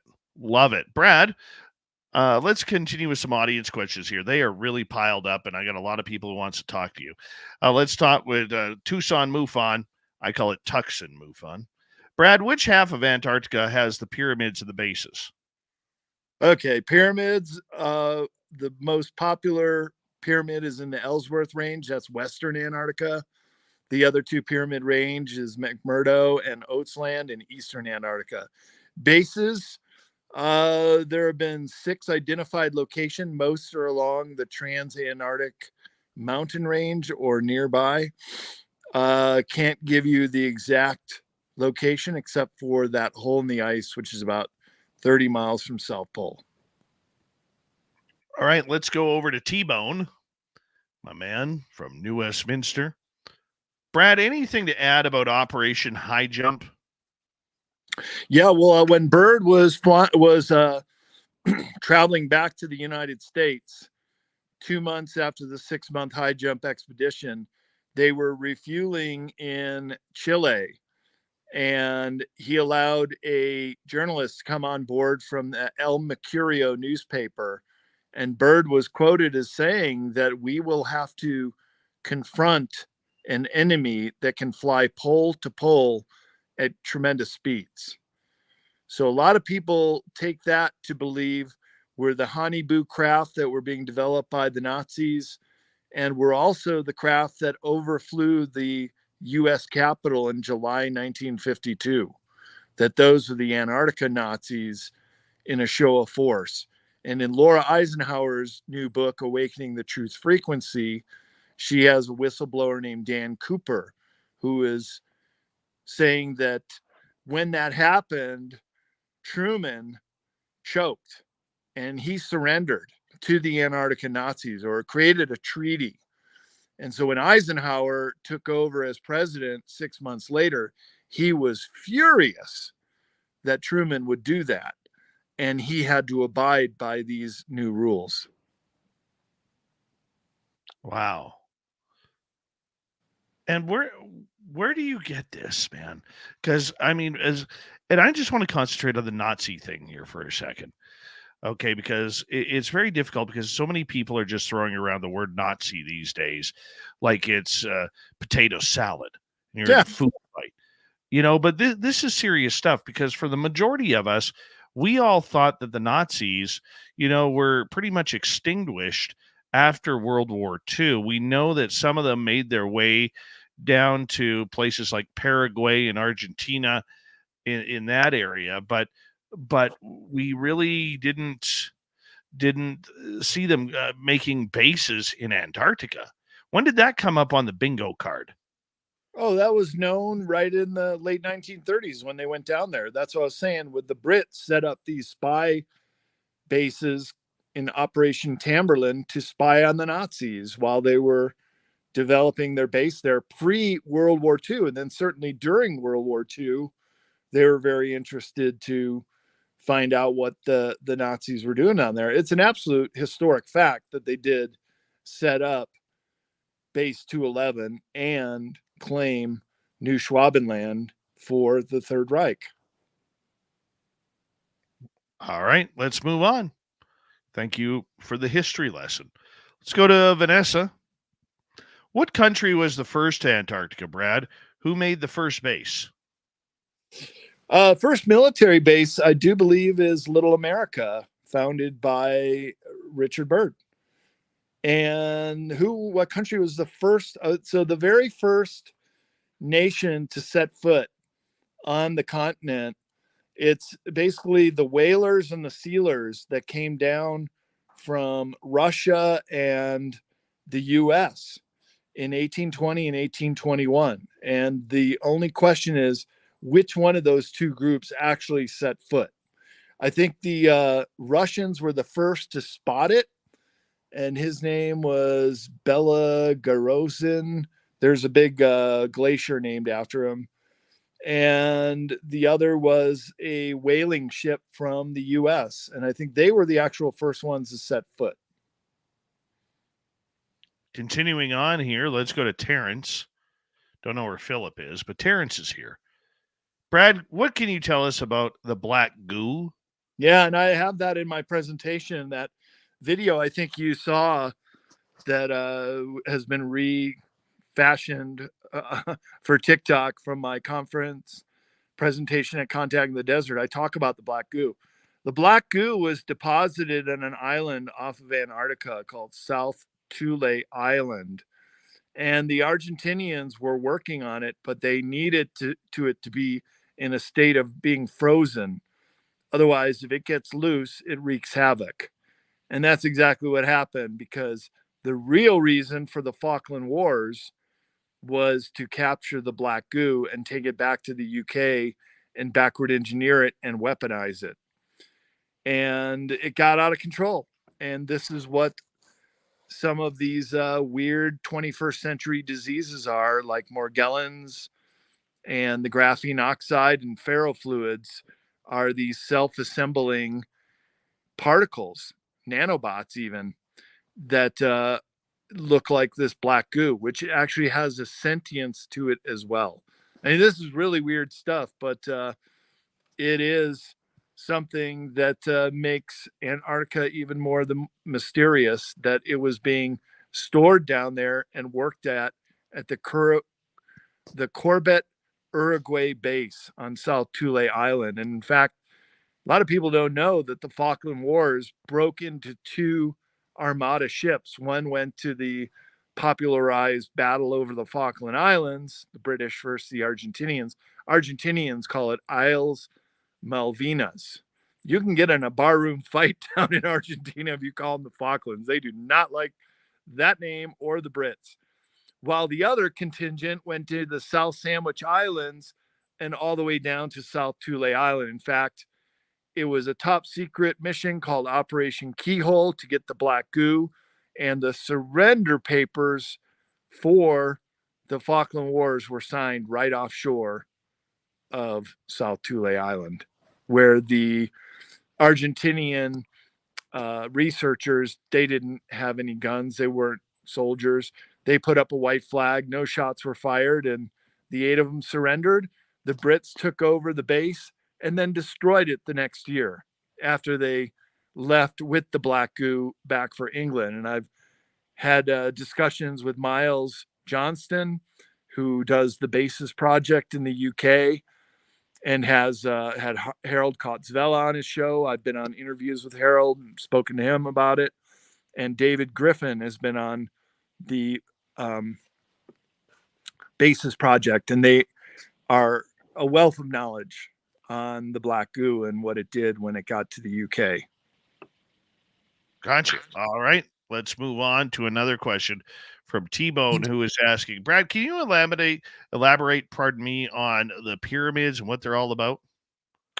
So the best known pyramid is the one in the Ellsworth Range, the 4-sided pyramid we've all seen the pictures of, the one that casts a shadow. It's a near perfect pyramid. The others on a panorama of the McMurdo Sound. Off in the distance, you see a pyramidal shaped mountain. Question is whether they were fashioned by intelligent hands or are they just natural rock features called nunataks, which I think is an Eskimo word for an attractive mountain poking through the ice. That's what the people at Antarctica Logistics Expeditions told me. They looked at all my photos and pretty much yay or nay whether they think it was possible that those images could be down there, and they pretty much dismissed the pyramids as being nunataks. And I said, well, you've flown over them, you've seen them, you know exactly where this Ellsworth Range pyramid is, but did you ever land there and go investigate it, go and see if you could tell if it was fashioned by intelligent hand? No, we just fly over it. So that would be one of the locations I would like to check out with this documentary film crew. All right, let's stick with T-Bone for a second. Brad, are you aware of the Antarctic cryptids? Heard about them. No solid evidence they exist, but several different categories of cryptids. You have giants in stasis chambers. I've heard of some like insect or spidery type creatures down there, as well as a squid-like creature in Lake Vostok that the Russian divers encounters. But it's kind of hard to verify all this. These are just single or sometimes 2 or 3 data points suggesting it. And we can't just believe everything we read or hear or see. That it is good to have multiple confirmations before you can say there are cryptids in Antarctica. So my answer, I'm aware of them, but I don't have very good evidence of their existence. Just heard that several different kinds exist. All right, let's go to Jennifer here, who is asking, Brad, what are these secrets you spoke of knowing at the beginning of the show? Well, my show on Forbidden Knowledge TV, Billy Carson's channel, we did episode 1, 8 episodes of the Secrets of Antarctica, Mysteries Under the Ice. Those secrets are what we've been talking about this whole show. The pyramids, the under ice bases, what Admiral Byrd discovered, Operation High Jump, Base 211, New Berlin Base. Those are the secrets I spoke of. All right, let's go over to Robert. Lou Elizondo was on CBS this morning talking about his brand new book, Imminent. What's your thoughts on that? Well, I'm glad he's bringing out his book. I'm glad he's bringing more attention to the subject. I don't know that much about Lou Elizondo apart from his testimony on some of those Pentagon videos that were released. I would like to think that he's sincere, but he could be one of these moles. He could be a disinformation agent. I don't know. But I will tell you this, that isn't it interesting that so much attention has been brought in the mainstream media to the UFO, underwater craft, the UAPs, and things up in the sky. We've never seen this much publicity. It was just last year, Dave, when Lester Holt came on NBC Nightly News, and he said the Pentagon just released a report that there's a mothership anchored out in the orbit of Jupiter. Now, how isn't this the biggest story that's ever been reported in the mainstream media? We should still be talking about it and deconstructing what we found out about that mothership and if we can make contact. But no, Lester Holt was just a one and done story. So I think we're being prepped with a little predictive programming, possibly for this fake alien invasion, Project Bluebeam, which was said to be the last resort the globalists would do before they ushered in the New World Order. This is according to Carol Rosen, who was working by the side of Werner von Braun, one of the paperclip Nazis that came over from Germany after the war. And he had a change of heart. He got a new life, a new chance in America, and he was privy to a lot of secrets. And he told Carol Rosen that the last card they would play is this fake alien invasion, which happens to be slated for 2024. It'll have to be in the second half of this year because we've only got 5 months left. But you can kind of see the writing on the wall with all this news stories in the media lately that they are prepping us for something. Well, we're going to see what happens over the next little bit, politically speaking, that's for sure. And hopefully it doesn't get too ugly out there because it's getting kind of boring and tedious with all this crap going on. You know what I'm saying? I hear you. Can't we just play with aliens and Bigfoot instead of going to bomb the hell out of people for once? It just seems so much more fun doing it our way. I agree with you, Dave. Make love, not war. You got that right. All right. Country Carpenter would like to know, are there any 3-sided pyramids down there? So I haven't seen the contours of the McMurdo Sound Pyramid, just seen it in a distant photo, and it's very triangular, as well as the Oatsland one. So I don't know of any 3-sided ones in Antarctica. Typically, they come in 4 sides, though. All right. Let's go back to T-Bone here. Question about the red-haired giants. What do you know about them in Antarctica? In Antarctica, not a whole lot. I can tell you, though, that one of the last tribes of giants that was known in historic times was the Patagonian giants, and they would have been the closest native people to Antarctica. They were discovered by Magellan and then the early explorers going through the Straits of Magellan and around the Horn of Africa. They lived in one of the most inhospitable places in the world, that is Terra del Fuego in southern Patagonia, and really wore nothing but just animal hides. They were so tall that Magellan's historian, is an Italian named Pigafetta, he described the Italians and the Spaniards as shoulders only coming up to the waists of these Patagonian giants. Now, unfortunately, there are no Patagonian giants left. They were all exterminated. They couldn't fight against gunpowder and guns. Remember that book by Jared Diamond called Guns, Germs, and Steel? That's what did away with most of the Native American people around the world, not just in North America or South America, but really so many far-flung places where a disease like measles or mumps would transmit to these isolated tribes of people who had no built-up immunity for it, with devastating consequences. Oh, my. Oh, my. Well, let's hope it's not too devastating there. Excuse me. We got about 5 minutes to go here before we got to say goodnight to you. When you look at everything and all the rumors and everything that you have learned about Antarctica, what's the danger? What's the warning that you know? Well, it's kind of like, how come we didn't go back to the moon after the Apollo missions?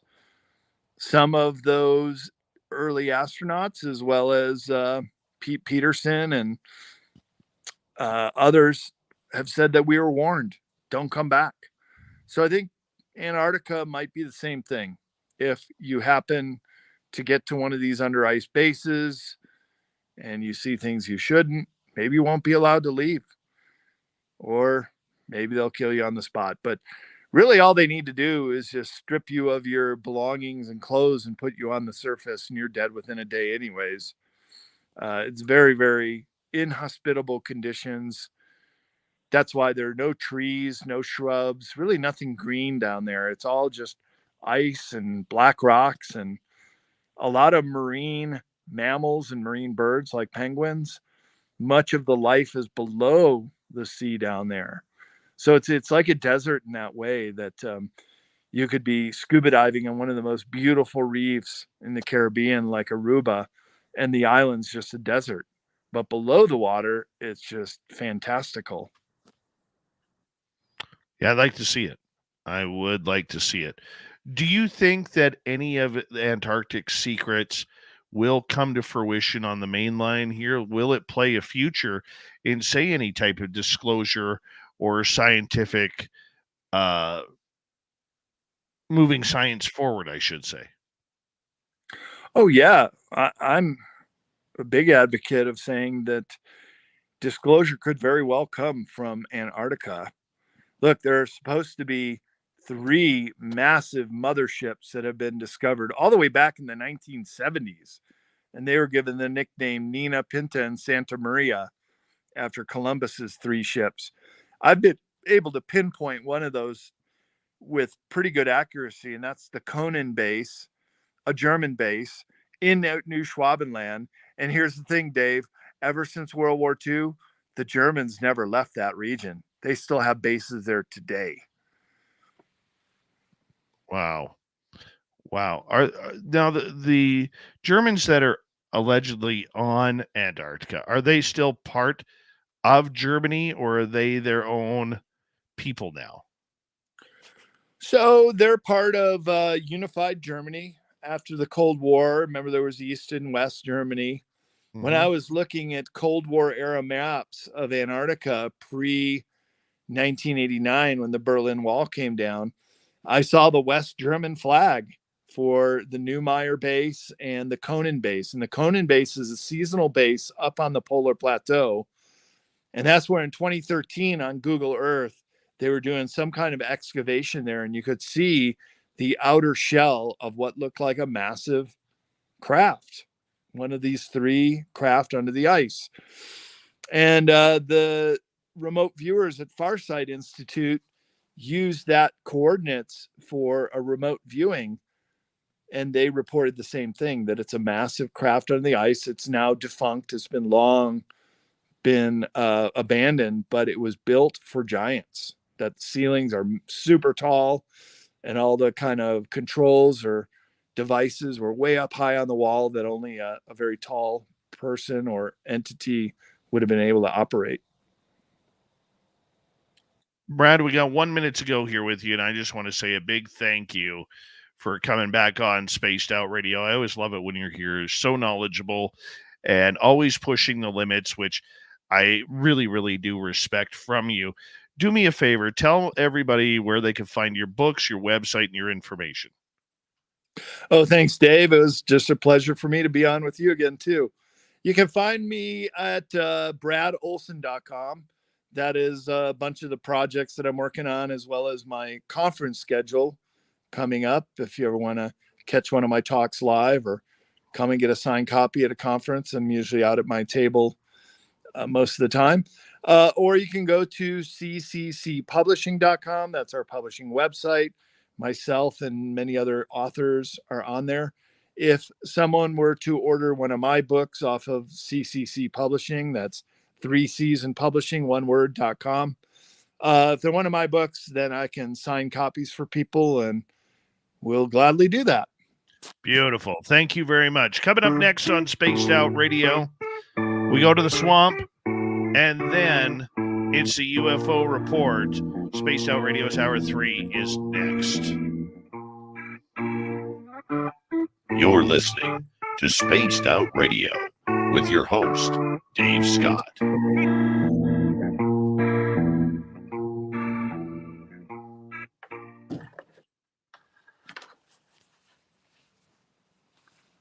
Thanks, guys.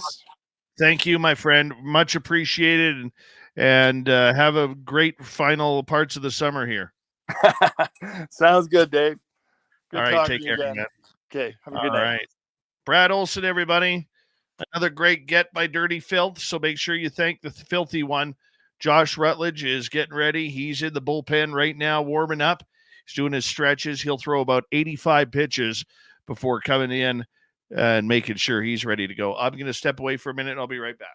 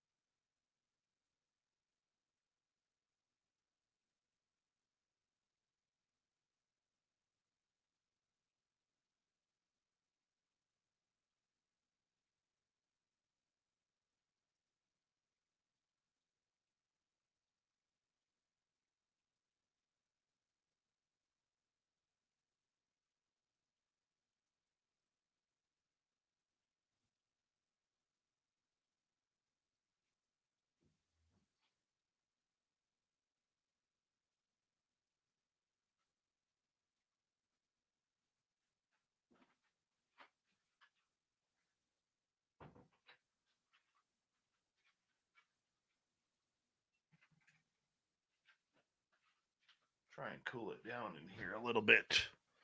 There we go. All right. We got about $1.30 before we got to go back on the air. What a great show. Brad is such a nice guy. Such a nice guy.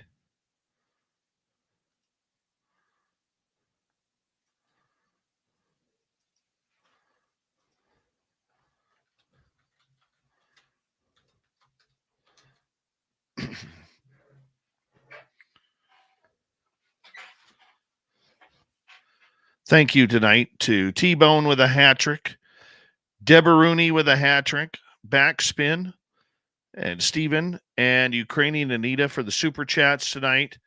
Very much appreciate the love and support. So thank you very, very much. And don't forget, you can shop at our Spaced Out Radio store. We do not have ugly swag, people. No ugly swag. Hi, Mrs. Donna Carter. Want to say a big thank you to Sweet Robbie G for covering me over the last few nights while my internet was down.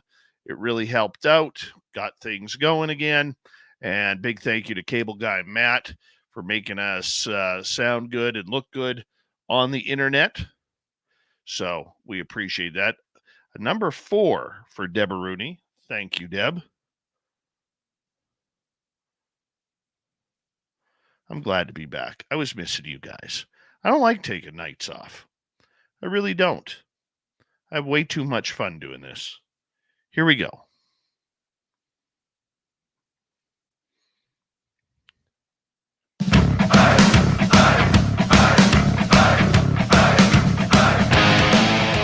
All right, here goes hour number 3 of Spaced Out Radio tonight. My name is Dave Scott. So glad to be behind the microphone, bringing the woo to you each and every night. Hello to everyone listening in on our terrestrial affiliates around North America, digitally on every major podcast network. Our website, spacedoutradio.com. We have a plethora of features for you. Rock out to Bumblefoot, read the news wire. Check out our swag as well. Follow us on X at Spaced Out Radio, Instagram at Spaced Out Radio Show, and on Patreon in the Space Travelers Club. The Desert Clam has set the password for tonight in the SOR Space Travelers Club. NACRE. NACRE is your password. Use it wisely, Space Travelers, as the Clam sets the password each and every night right here on Spaced Out Radio. Let's head to the swamp, everybody. Hello and welcome to Spaced Out Radio's Swamp. I'm Swamp Dweller, and tonight I'm going to take you on a mystic journey of the unknown, sharing tales of monsters, legends, and nightmares. Welcome to the Spaced Out Radio Swamp. When I was very young, we lived in this tiny town, I guess you could call it. It honestly only had 3 streets, 2 street lights, and about 50 houses total. All of the town kids would get together and play pickup games of baseball and such during the summer months. This particular evening, after the sun went down, we decided to play laser tag. There were about 10 of us, and all of us had our own set of tag vests and laser guns. We basically took over one section of the town and would run through the yards, hide behind garages, run in the woods, all the good stuff. Anything we wanted to do. We split into 5 teams of 2. It was with my stepbrother at the time, Ryan, who was on my team. As I mentioned earlier, there were 3 main streets in this town and lots of alleyways. One of the streets was the easternmost street, and it was bordered by a marsh and some woods on one side of the homes on the other. Ryan and I were running down this street, thinking we had seen one of the other teams running through a yard. We were going to block them in and shoot them, so Ryan and I split up. He went west, and I stayed on the eastern road bordering the woods. This was a scary road at night, if I'm honest with you. The houses are a little dilapidated on the left, and the woods on the right have some ruins of old farmhouses scattered throughout them.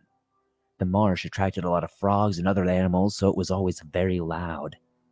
I continued walking along and soon became distracted with the cracking of twigs and leaves from the woods. My heart started to race, and I was frozen in fear. I just couldn't move, though.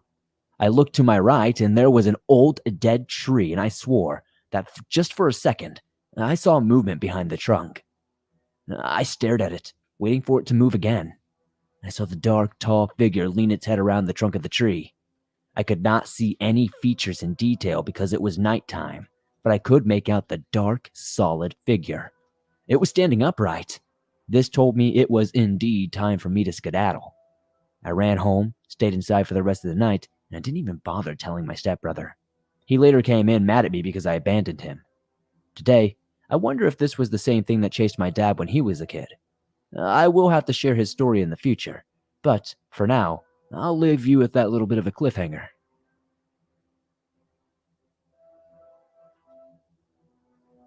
Evil Woods by Abby K. Hey there, Swamp Dweller. It's been a long time since I've sent in a story here. This story is supposed to be very short, but due to some details I don't want to leave out, it might be a little bit longer than intended. Anyways, here it goes. This happened when I was in high school, sometime around 2011 or 2012. I went to a boarding school, and the school was located at the countryside, if I may say. From the side of the boys' dormitory is nothing but forest, miles and miles to the horizon. We all knew the school was very haunted, and no one ventured into those woods, be it daytime or nighttime. Although some stubborn ones would try to go out there and face their fears, but they would always live to regret the decisions. This is the story of one of those guys. Let's call him Max. Max was seen as those athletic type guys, big body, tall, you know what I mean. He's always said there was nothing in those woods and he can spend the night there, blah, blah, blah. He got on a bet with a friend at around 11 p.m.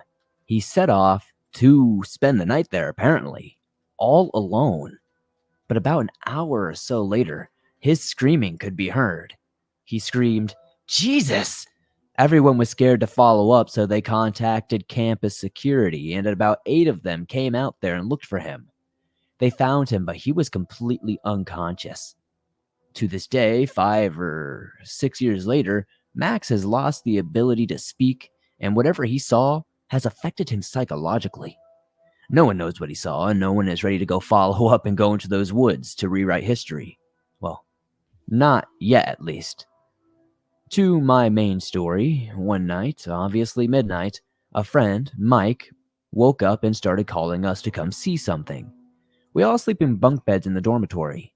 His was right by the glass window, so he could see outside rather well. We went to his bed, and what we saw, I still can't really understand. It was a giant ball of fire. They were a few feet apart, at least 100 meters between the trees. The flame fire thingy was just bouncing from one to another like it was no one's business. We looked for quite a few minutes until the fire eventually disappeared, and we all went back to bed entirely confused. I tried to watch it again on several occasions, but it never really happened anymore. I would stay up all night. Sorry if this doesn't make much sense.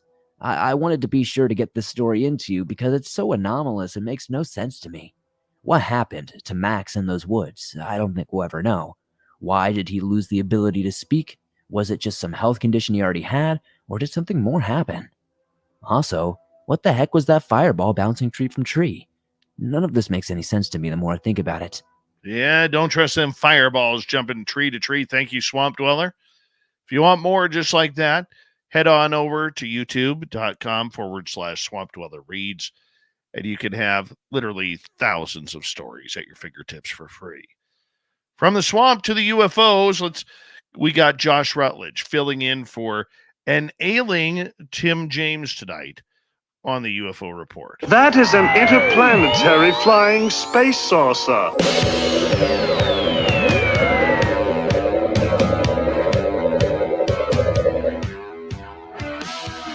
You have made me very angry.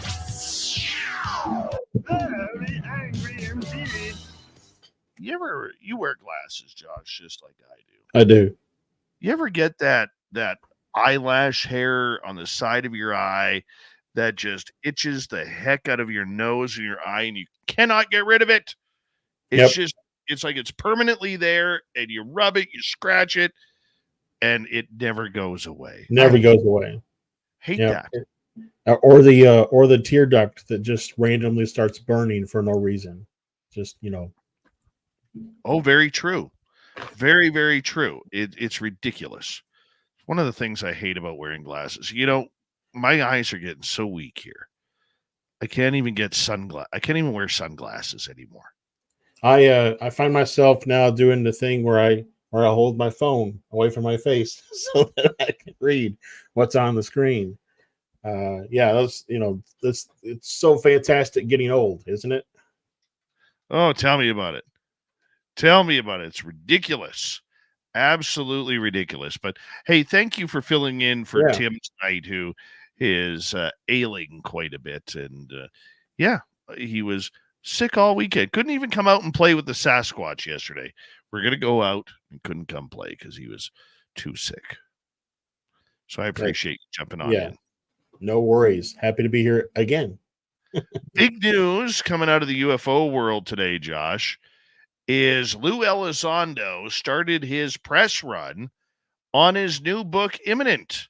Now, we've been talking about this book for the last few months, especially over the last couple of weeks, and it's getting ready for release officially tomorrow. Did you sign up to get a copy? I did. I signed up for the audiobook.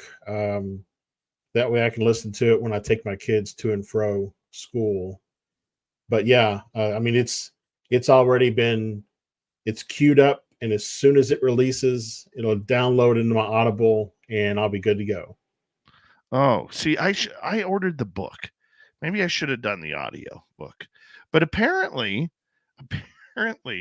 some people were trying to buy bootleg copies, and I credit After Hours host Rob G on this because they bought it. It had the cover, and they opened up the pages, and all the pages were blank. Apparently, that's fantastic. for that. Somebody made some quick cash on that one. At least it wasn't filled with a bunch of AI nonsense. I mean, they could have done that. Yeah, you could have put a bunch of Chat GPT BS in Yeah. there, you know. So, anyways, former Pentagon official Lou Elizondo appeared on CBS Mornings to discuss his new book, Imminent, where he claims the top government scientists have been studying non-human craft for decades. This disclosure has reignited discussions about unidentified aerial phenomena, with some believing the government has been concealing information about these phenomena since at least 1947. Elizondo's revelations include the descriptions of Type 3 spheres, and other orbs interacting with larger craft, suggesting advanced technology or intelligence. While some are calling for more transparency in research, skepticism persists regarding the authenticity of these claims. The discussions highlight a real divide between believers advocating for disclosure and skeptics questioning the narrative presented by Elizondo and similar figures. What's your thoughts on all this? So, first of all, I think we really need to call out people who identify as skeptics as opposed to non-believers, because I'm skeptical, but I'm also still a believer. I'm skeptical in that whenever I see a case or something I'm investigating, I come at it first from a skeptic's point of view. I look at it and see, is there anything prosaic that I can explain? But the people who are against Lou and his book and anything that he has said since he came on the scene are really people who are just against the entire idea of his narrative. And so in that regard, they're non-believers, not necessarily skeptics. A skeptic still has an opportunity to see the evidence and change their viewpoint. They're non-believers. But also I think that, Lou has been consistent in his messaging since he came on the scene, each time maybe providing a little bit more, insight into the information that he was privy to. I'm really interested to see what's in his book, to see if he actually, names any additional sighting locations, recovery locations, any of that kind of stuff. But I mean, people who are completely against the narrative will continue to be against the narrative, and there's no way to sway them one way or the other. Now, here's an interesting part about this whole Elizondo thing. Immediately after CBS went to X to say they have Elizondo on, all of the skeptics literally jumped on that post and were tearing it apart. You guys didn't do your homework. You didn't Mhm. ask the right questions. Why didn't you ask him about being the czar of torture at Guantanamo Bay? You know, these people need to realize the mainstream media doesn't know how to ask questions about this subject. I have said this for years, as a former member of the mainstream media who my job was to ask those questions. But when you get a bunch of hosts who are on a time limit, who've probably had the questions already prepped for them, they're not going to know the details. None of them have read the book, Josh. No. It's just a publicity stunt for about Right. 7 to 10 minutes. Yeah, I mean it's very, I was actually pretty shocked that he was able to get on CBS as a part of his media tour, because I thought that was a good indication that maybe people are going to start to treat the subject a little more seriously. He's not just appearing on podcasts and YouTube shows and things like that. But yeah, you're absolutely right. I mean, I was when I used to live in Kentucky and I had my podcast. There, I was interviewed by some local morning shows and things, and they would always ask, like you said, questions that had been pre-written for them about us or a case that we were looking into. We always had to provide that information up front, to them so that they could have questions ready to go, so that the interview would flow smoothly. But yeah, I mean, they're not hardball questions. It's for lack of a better word, it's a puff piece for kind of free advertisement. That's all it is. Yeah. I mean, I saw one person who's usually highly critical of Elizondo saying, well, why didn't you ask this? Why did you not ask any tough questions? Why was it just all softballs? And you're right. It's a fluff ball piece. It's not an in-depth journalistic review. Mhm. This is what they do to help kill time. And that's all it is. It's killing time. Ask you about the UFOs. Ask about the little green man. Right. Wow, how did you find this? Why did you do this? This is so entertaining. I mean, we can do it right now. We could break down the entire interview without even watching it if you haven't. Yeah. I also say I will congratulate CBS for not playing the X-Files theme at the intro of the interview, because that's been the staple for every time any type of news channel or news media talks about this subject for so many years. I get that. I get that very, very much. And, it was nice. And, but we can't expect much on the media tour. Mhm. We do have to realize that. He's not going to be hit with a lot of in-depth, deep questions on this. And unfortunately, the days of those long-form Larry King style of interviews, don't go very well. Now, Yeah. unless he gets on, I hate to say this, but unless he gets on something like Dr. Phil or, one of those type of shows, even Oprah, it's not going to be a long form interview by any means. No, I mean, in all actuality, he probably even came prepped with knowing the questions they were going to ask and the responses that he was going to give. Just enough to entice you to want to read the book, right? Because I mean, ultimately, that's what this is all about. It's about book sales for him, his appearance. So enough to get you to want to read the book, enough to get you to think, if you've never heard of him before, this guy's knowledgeable. He seems to know what he's talking about. Maybe I'll give the book a shot. Maybe, whatever the case may be. But yeah, it's very much just, throw a couple of keywords, some catchphrases around non-human intelligence, so on and so forth, just to kind of hit the high levels and then move on. With less than 24 hours until his book comes out, what do you think is going to be in there? Because there hasn't been a real deep, in-depth breakdown. Everybody's waiting for the book. What do you think's in there? I've seen a couple of quotes that have been tossed around from his CBS interview and other things. It reads like he's going to at least talk about his belief that scientists have done research on what they know and what they've uncovered, and they know enough to say that humans didn't build these things. Now, if you watch the CBS interview, which I did earlier today, there's a part where, they read a statement from the Pentagon that says, there's been no proof or no evidence that it supports extraterrestrials as the source of these craft. As someone who likes to read between the lines, I think it's interesting that Grush, Lou, others are saying non-human. The Pentagon, though, said no evidence of extraterrestrial, which would imply that maybe it's not extraterrestrial. Maybe there's another species that's living alongside us here on Earth and always has been, and that's the origin of a lot of these craft. So it's not necessarily the Pentagon. If the Pentagon had come out and said there's no evidence of no non-human builders or whatever, that'd be one thing. But they specifically said extraterrestrial, which still leaves the door open for a lot of other things outside of extraterrestrial. And the other thing that came out was the danger of it all.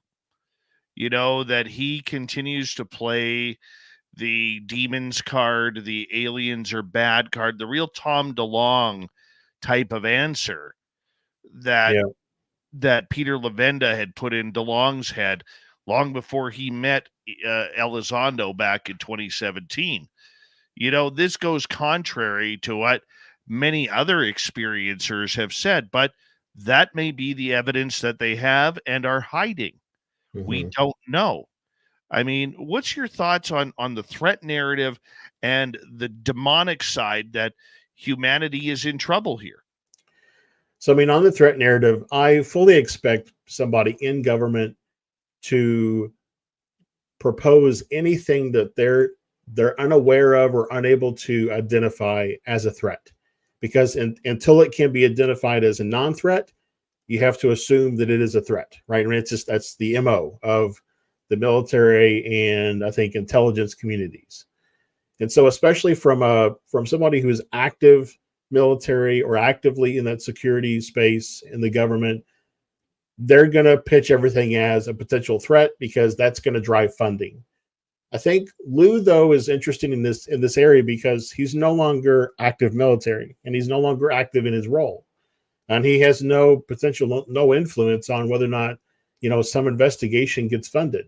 So for him to be outside of that area, yet still think about and talk about these things as being a threat, it really raises a question for me as to, is he just, he's functioned in that mind space for so long that until it's identified it's a threat, even in his civilian life, or he has evidence that supports that there is some sort of a danger. As far as like whether or not there is a danger, I think that there's a possibility of there could be good non-human intelligence. There could be bad non-human intelligence. There could be those that are indifferent and just really don't care one way or the other. And so again, we don't know what the government potentially knows. And so, there are bad people and there are good people, there are indifferent people. So stands to reason, at least from our viewpoint perspective as humans, there may be those that are bad aliens or bad non-human intelligence. And so maybe that's the evidence, like you said, that the government has that they're kind of keeping hidden. Well, you know what? I agree with you on that. They are hiding something. We don't know what they're hiding. We don't know why they're hiding it unless they're trying to play with the toys that are out there. So it is going to be interesting. We're going to continue this talk because somebody on X by the name of Harold Malmgren, you may not know the name, but he's very popular in politics in Washington, D.C. He is now jumping into the UFO world. We'll get to him next on Spaced Out Radio's UFO Report. Josh Rutledge filling in for an ailing Tim James tonight, doing a great job, an admirable job on Spaced Out Radio tonight. We'll be right back. This is Spaced Out Radio and your host, Dave Scott.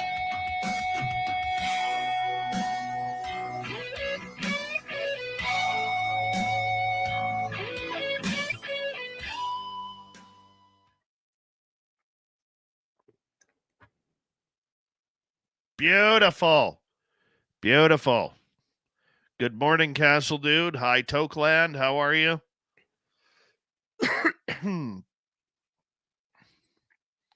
Yeah, this is. I just found this tonight, so it's probably going to be fresh to you, and I'll just get your comment on it. Sure. And I'll read a few of his tweets coming up here. And then it'll be good. It'll be good.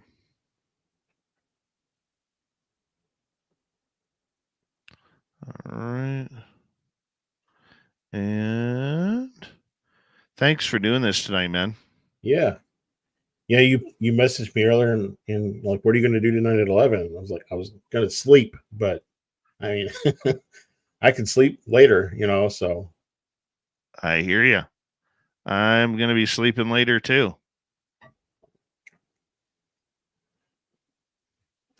And in fact, I can't wait to get to bed. Can't wait. I've got a pretty good quote here out of Lou's book too. We can work that in somewhere. All right, we will. We can do that, my man.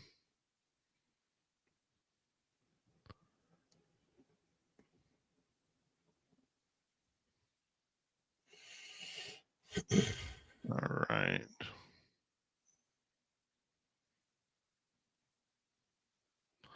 We got about 3.5 minutes here, my man. Okay.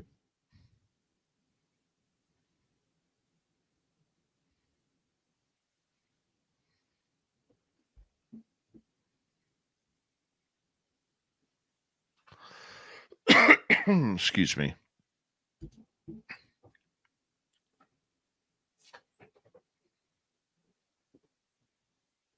So you bought the physical book? I did. I like having a hard copy. Yeah, I'll probably end up getting the physical too because I'll hear stuff in the audio that I want to highlight until I get the physical to do that.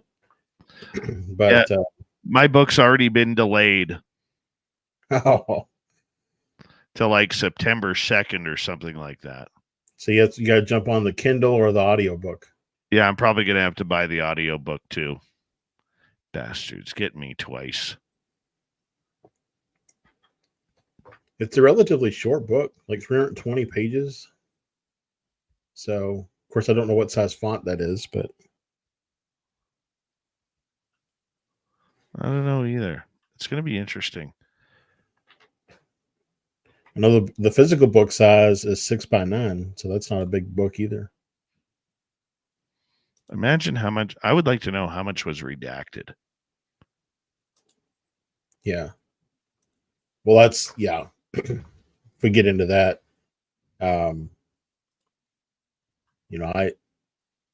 think this is all part of the plan anyway, so we can get into that side of things.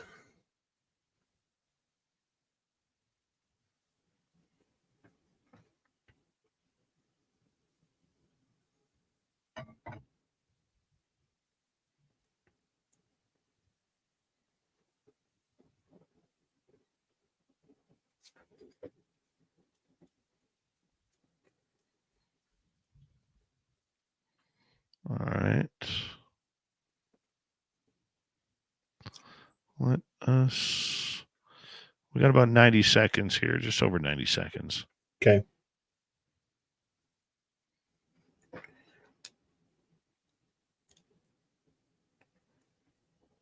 Did you get all your technical stuff worked out? Yeah, I did today, which is nice.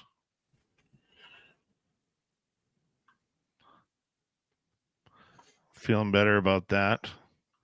Can actually do a show without my computers freezing or losing signal, which is nice. Bear with me here for a second. Hey, big thank you to Debaruni ×4, T-Bone ×3, Backspin, Ukrainian Anita, and Steven in the UK for the super chats tonight. Greatly appreciate the love and support. Hi, Simon the Likeable. How you doing? Good to see you in the chat room. Also, quick reminder to you, you can shop at our Spaced Out Radio store We do not have ugly swag, people. No ugly swag. None. So go check it on out. We got great new stuff in there for you. Probably still need a couple more Bigfoot shirts. We'll make them as we go along. We will. So thank you for that. We got about 17 seconds. You got this one, Dave? What's that? No, I don't have that one. I'll find it and I'll make it for you. That's mine. That's one for my old podcast. Oh, nice. Here we go, everybody.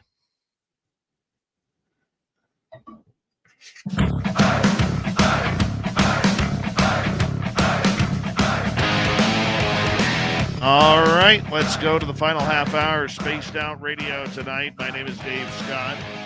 Very much appreciate you tuning us on in and enjoying the show with us. I want to remind you that if you missed most of this show or others, you can always check out our free archives by going to youtube.com/Spaced Out Radio. Do old Davey the favor, hit that subscribe button.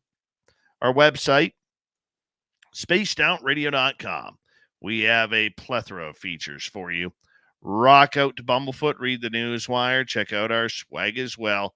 Follow us on X at Spaced Out Radio, Instagram at Spaced Out Radio Show, and on Patreon in the Space Travelers Club.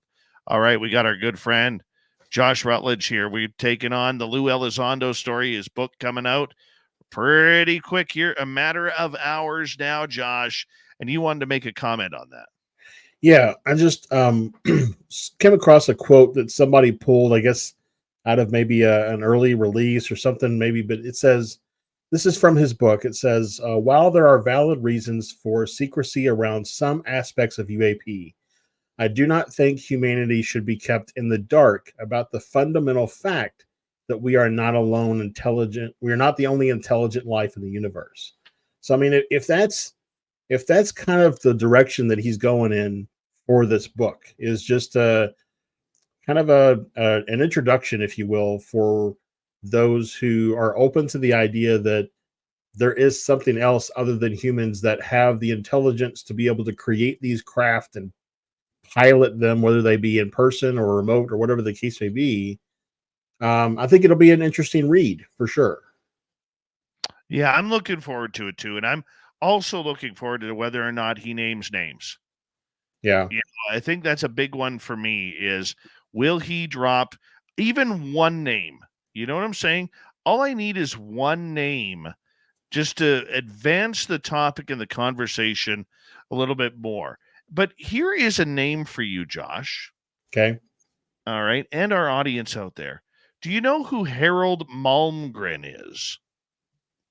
No. Well, he was an advisor to Presidents Kennedy, Johnson, Nixon, and Ford, as well as many other global leaders. Now, this is from his X profile. He's focused on trade, markets, geopolitics, and strategic security. All of a sudden, a few hours ago, he started tweeting about Lou Elizondo. He goes, I don't know you, but have had respected friends urge me to look into your book. I went further and urged everyone to pay attention. Seems my boost aroused a huge Twitter response. Good luck with your attempt to raise visibility of this critically important subject at this time. He has also went out off and tweeted, I don't know Luis Elizondo and have no connection with his book's publication. The contents had been disclosed previously, and I simply thought time has come for the rest of humanity to start thinking about what it means for understanding of the world in which we live. Now, of course, the Twitterverse or the Xverse, whatever you want to call it, is going nuts over this in the UFO world. He goes, read my words carefully. I was never directly involved in UAP research. What I learned was sketchy, slightly illuminated by Bissell, as he felt I needed a heads up in case the subject ever came up in my meetings with presidents or others. I swore secrecy to him, not under any law. Some responders to my X messages about Elizondo's upcoming book are probing my direct knowledge of government UAP research. I never directly worked on UAPs, nor indirectly used such research in my own work. Therefore, I cannot be treated as a source of confirmation of UAP info. He goes on to say, closest I've ever come to potential involvement in a major cover-up was with a request from DoD General Counsel that I take over Ellsberg's project from Dan, I don't know who Dan is, while he was dismissed. I declined without hesitation. As it turned out, days later, he had already given the report to the New York Times. He goes, I am told Kelly Johnson, worked for NASA, was also a genius of Skunk Works and ran it. But reporting to Bissell, I was not there, cannot confirm their formal relationship. These tweets go on, including this one that I found interesting. 60 plus years ago, I was provided highest level classifications to lead DoD work on nuclear weapons and anti-missile defense, informally briefed on other world technologies by CIA's Richard Bissell, who had been in charge of Skunk Works, Area 51, Los Alamos, etc., but sworn to secrecy.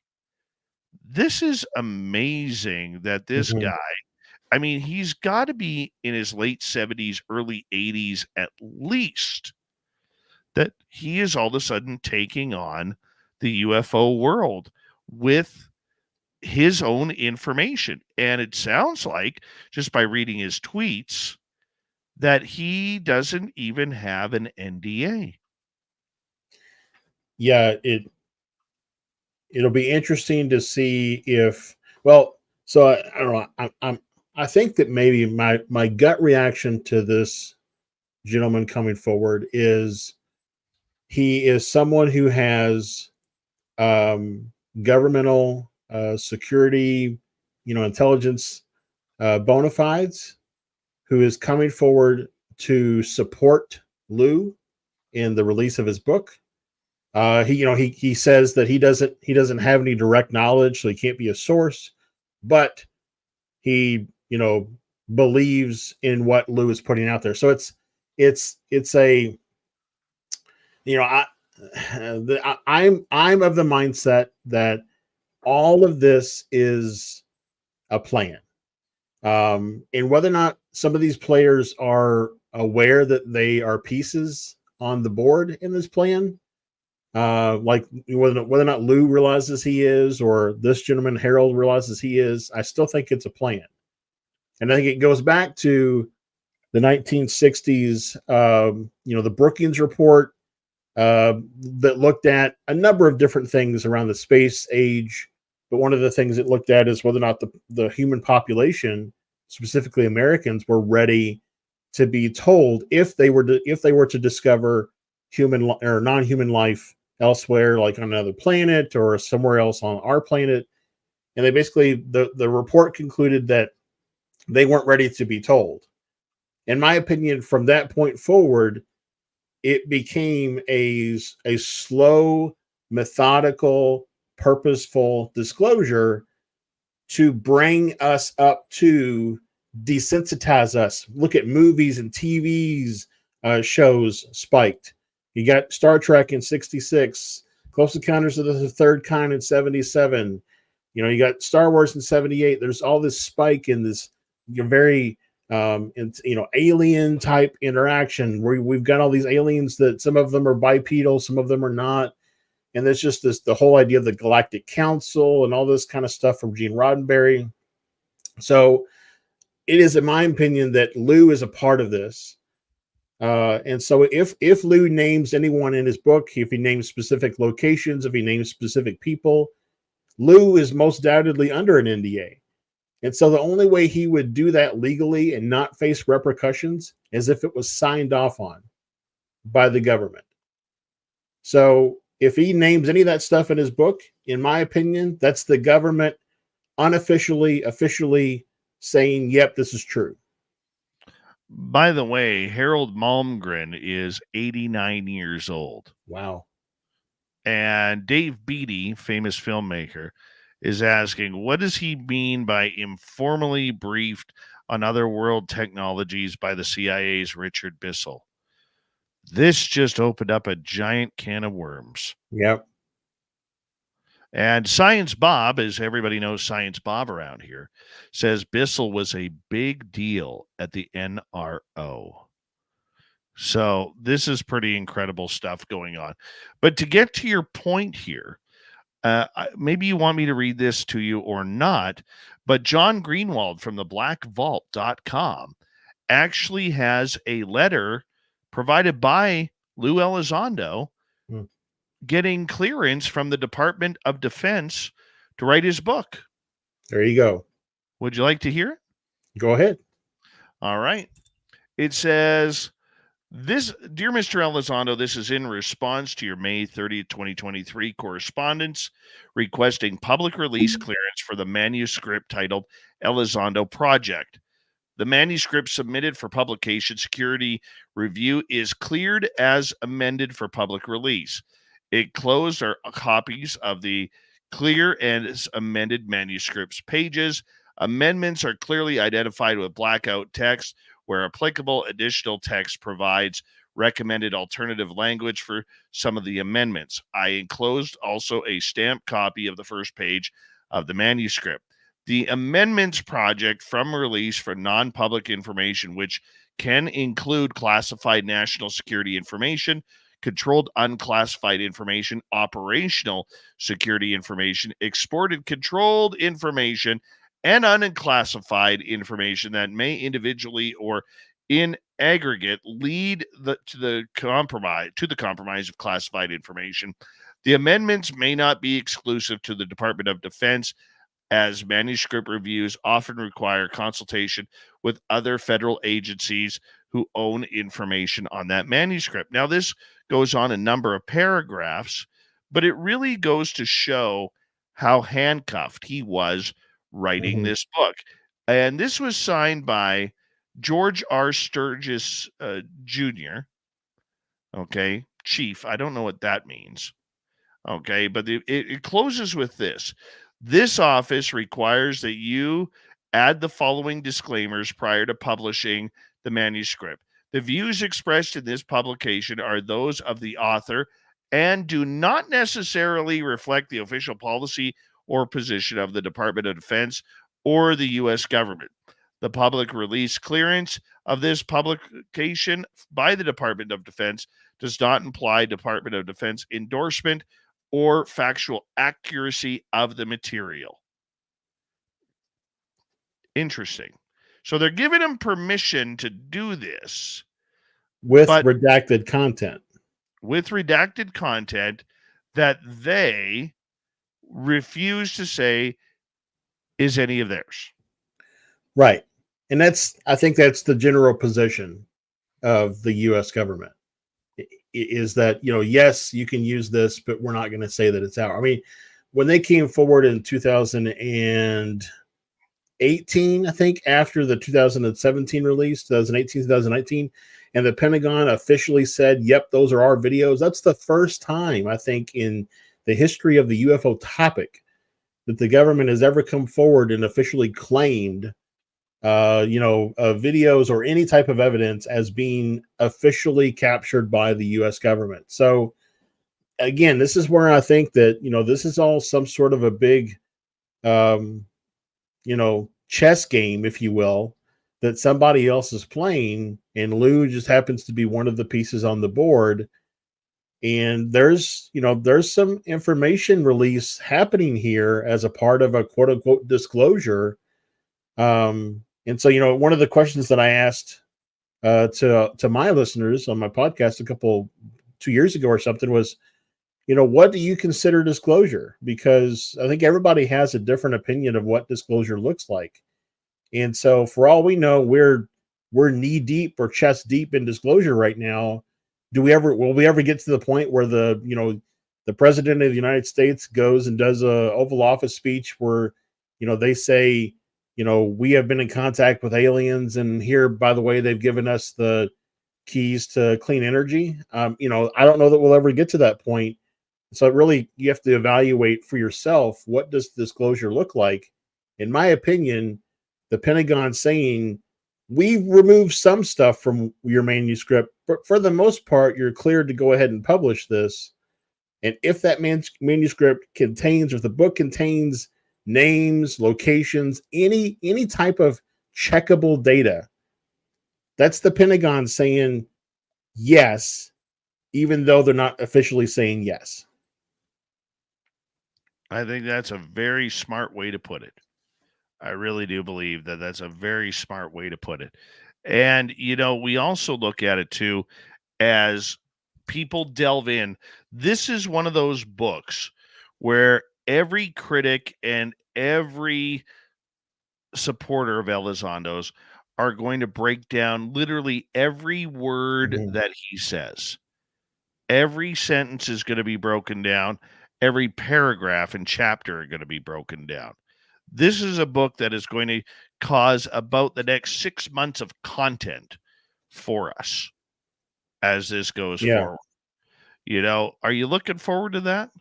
I really am. I'm looking forward to see what FOIAs, the Black Vault, end up with coming out of this book. What information they're going to be able to go to track down. I'm also very interested, being that Lou is an intelligence guy. Is there potential that there's some sort of code embedded in his book, in the pages of his book? Where like every third word, or like his book serves almost as a cipher for uncovering other information that's out there waiting to be found. We got 5 minutes to go here before we got to say goodnight to you. And I'm going to change subjects here quickly. There was, outside of 29 Palms, Ridgecrest, California, where we broadcast on KZFX. Hi, Chuck. How you doing, buddy? A major UFO sighting, or what people perceive to be a UFO sighting, almost looking like a smaller version of the Phoenix lights. It was 6 or 7 lights in a boomerang formation, and what looks to be a white orb spinning around in the sky before dropping down after the big craft jumped down. I don't know if you saw the video or not. I have not. Okay. Well, if you go on YouTube or TikTok or wherever, it's right there. But to me, when you there are certain places where I don't think, or I should say I think we need to be careful about calling it UFOs, especially if it's happening in a Skunk Works Black Project area, much like Palmdale, Edwards Air Force Base, into that area, which reaches over to Area 51. Just your overall thoughts on that.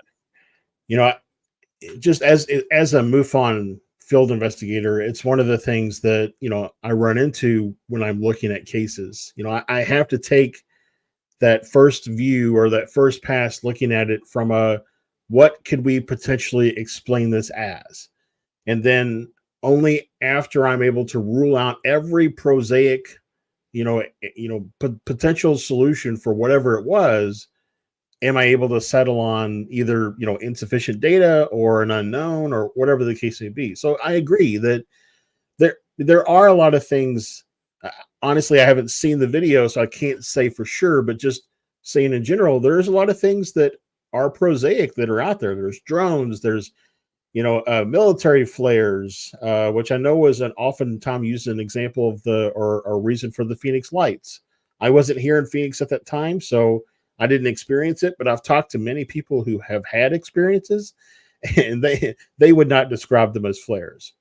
But at the end of the day, there are a lot of prosaic examples out there for what things can be. And I think it's okay to take that first skeptical look.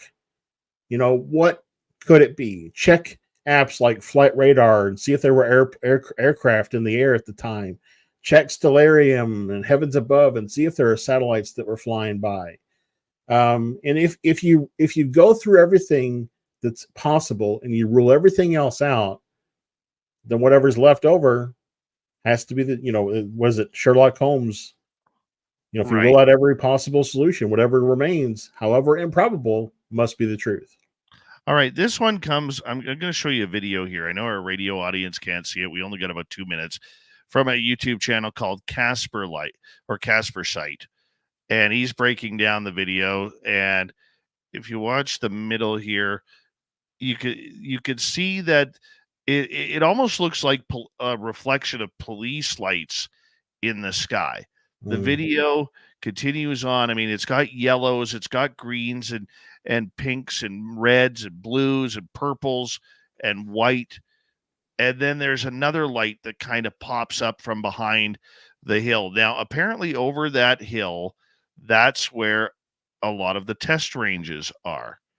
Okay. And that's where we have to be a little bit remiss. But this light seems to dive on down, and then this orb seems to shoot on down. Now, to me, this looks like it would almost be some sort of drone shooting on down. And I don't know, man. Just your thoughts. I mean, just the lights in the sky were interesting. It did look to be separated, divided lights. I mean, that right there, to me, looks like a drone show. That's what that looks like to me. It does look like a drone show to me. So, I don't know if it's drones. All I know is that the area, there's a lot of black projects going on in that area. And I know everybody wants UFOs. We want that next smoking gun footage. Okay, but I don't think that one's it. No, there's a lot of activity happening in Tucson, Arizona right now, over the mountains. A lot of people are going out at night and on night vision cameras and stuff, catching orbs flying over the mountains. Sometimes you can see them with the naked eye. So, there does seem to be, at a minimum, I think that there's an uptick in people that are willing to look up, right? And so as long as we have more and more people willing to A, look up, and B, report it when they see it, we're in the right direction. Josh Rutledge, thank you for filling in on the UFO report. As we say hello to Mr. Ron Bumblefoot Paul, rocking in the background with Little Brother is watching. Bumblefoot is the official music of Spaced Out Radio, rocking us in and out of every single show. Get your horns up for the guitar god himself. Special thanks to everybody listening in at work, at home, in your cars, wherever you may be. Thank you to everyone in our chat rooms tonight. YouTube, Twitch, LGAP, Facebook, Spreaker, LinkedIn, and the Space Travelers Club.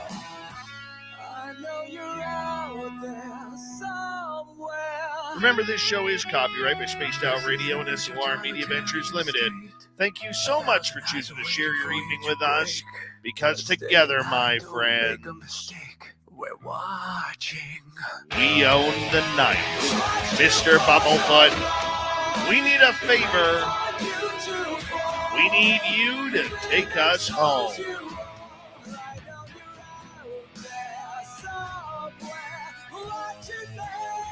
Yes, the Woo train has docked for the night, but soon, my friends, we shall ride again. Your seats are always available. Your tickets never expire. And if you want to bring a friend, we've got room for them too. Good night, everybody.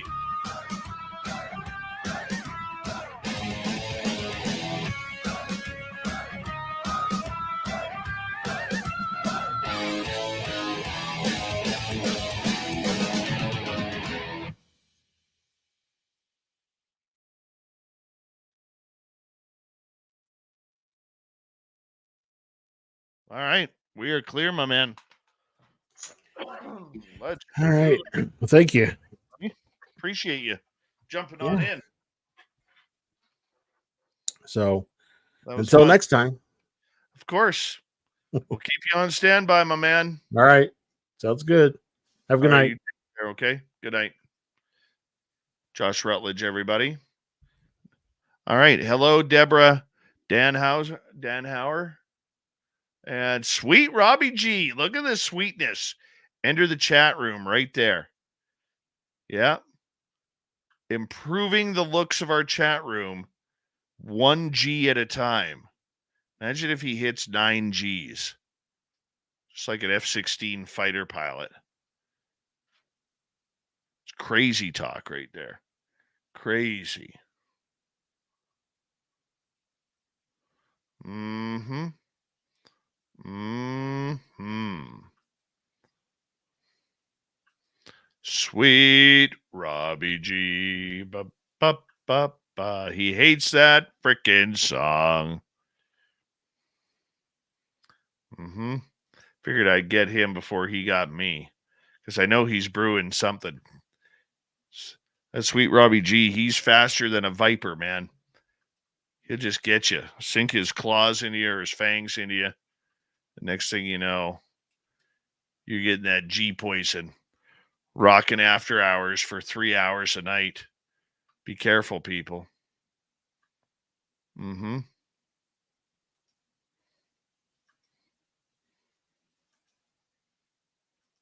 So nice to have a flawless show tonight. I'm so happy about that.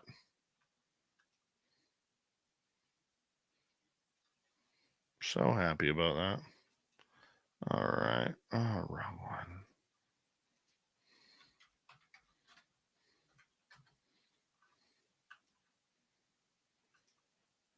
You know, you can make anybody feel special in their life by putting super in front of their name and asking if they could show you their cape.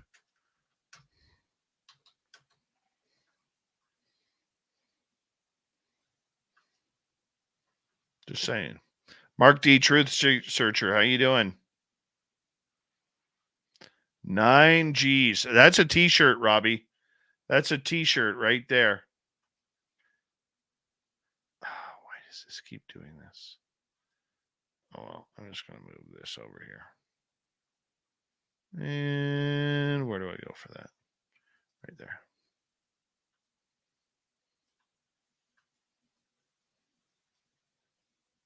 All right.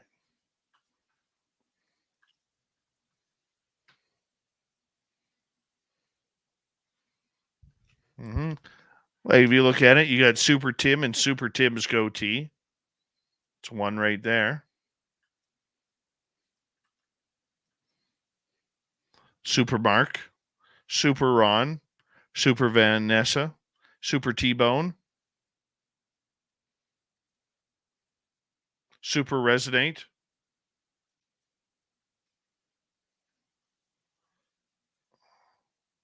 Man, why is this level so quiet? I knew it was quiet. Oh, man. We'll bump it up. We'll bump this up a little bit.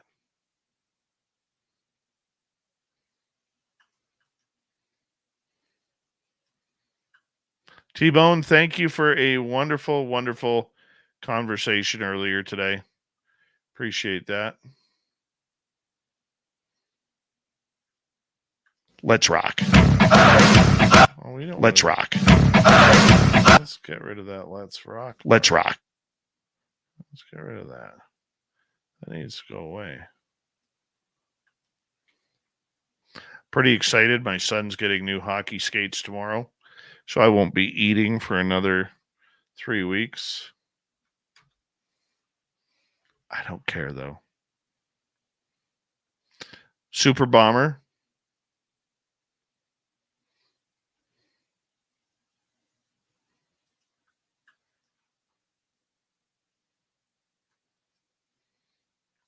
I think you need to change your Twitter name from @Mr. Rob G to @Mr. Super Rob G. I'm just saying.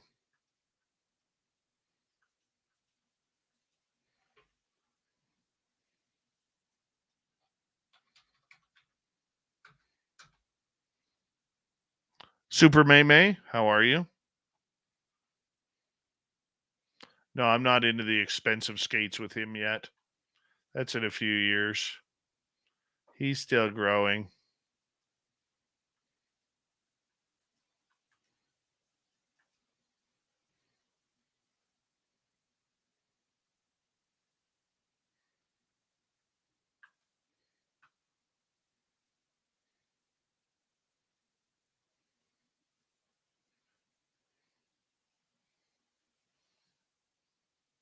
Where's the start of this one? That ain't it. That ain't it.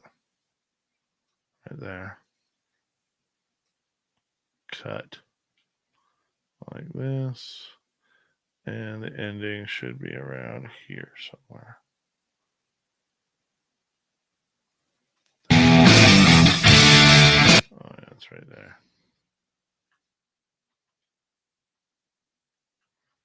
Boost this a little bit.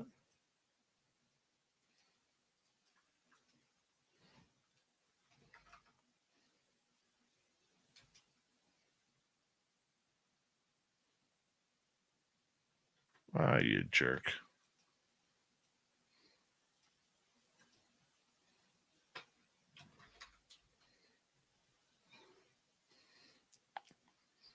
There we go.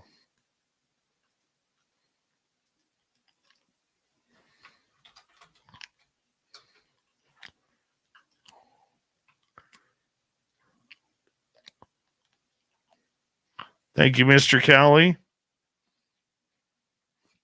Hockey season's right around the corner, sweet Robbie G. Contrary One, how you doing?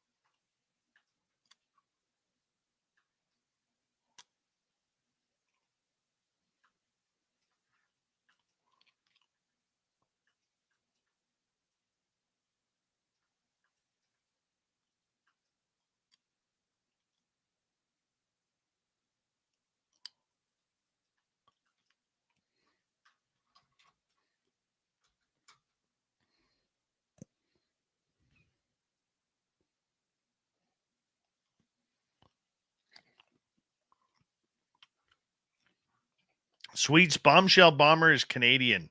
She will never choose the Houston Oilers over the Edmonton Oilers. Ever. And next year for the playoffs, we're going to dye your beard Oilers orange.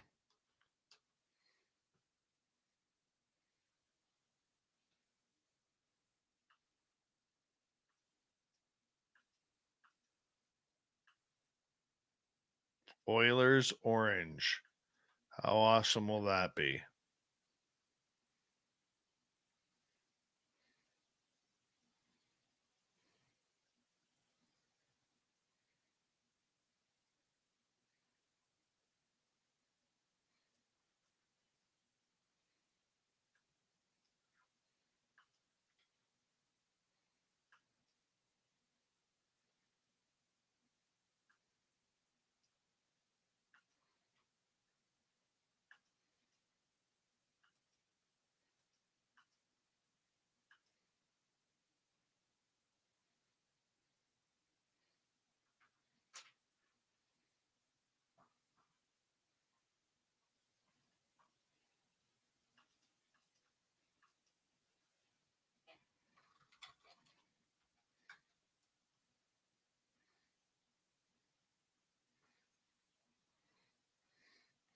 It's almost toque time, too.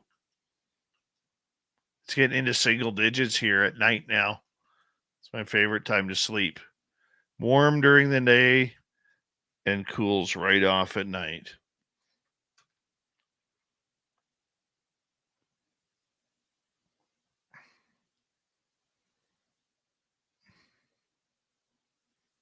Any ideas for October's guest? No, because we're not in October yet. We only book a couple weeks in advance.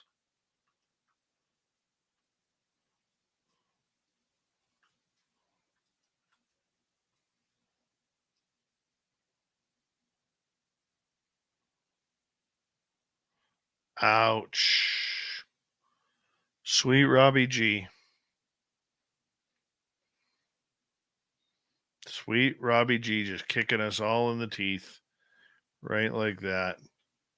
Thinks he's being funny. Just no respect. No respect whatsoever from the sweets. He's like, screw you guys. I'm taking my iPad and I'm going home.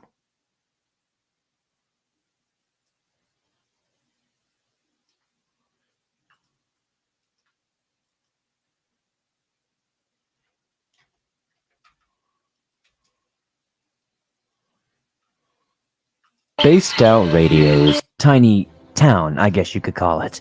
It honestly only had 3 streets, 2 street lights, and about 50 houses total.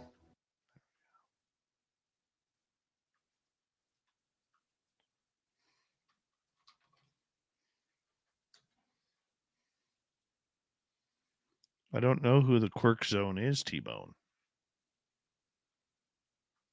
Vanessa wants to free the nips. Put a pulls on the end of that. Sounds less racist.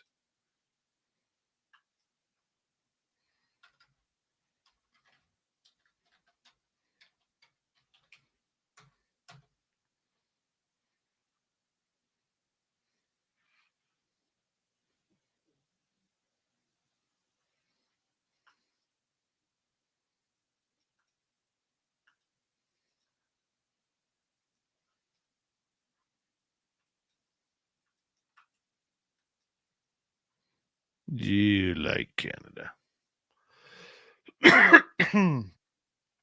Sweet Robbie G. Ba ba ba ba. The time never seems so good.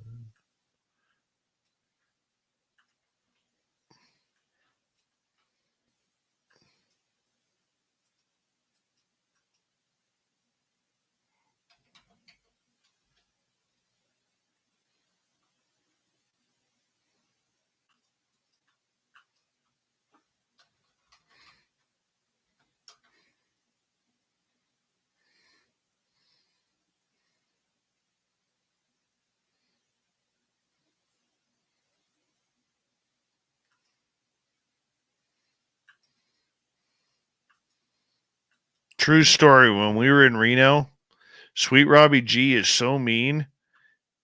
He went to Taco Bell and wouldn't even tell me where the Taco Bell was. Mm-hmm.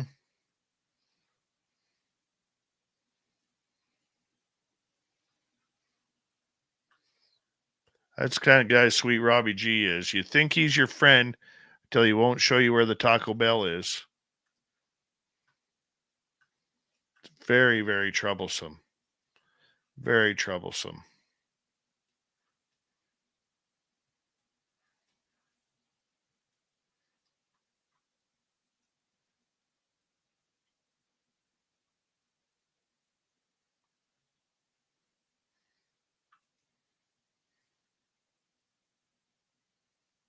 All right, everybody. Big thank you for hanging on out with us tonight. Tomorrow night on the show, Chris Ramsey, magician into remote viewing, into UFOs, 7 million subscribers on YouTube. He's going to be with us tomorrow night. I'm looking forward to it. I hope you are too. We will see you all tomorrow. Thank you to Deborah Rooney times 4, T-Bone times 3, Stephen, Ukrainian Anita, Backspin, and that's it. Good to have you all here. Thank you for the love, everybody. We will talk to you tomorrow night.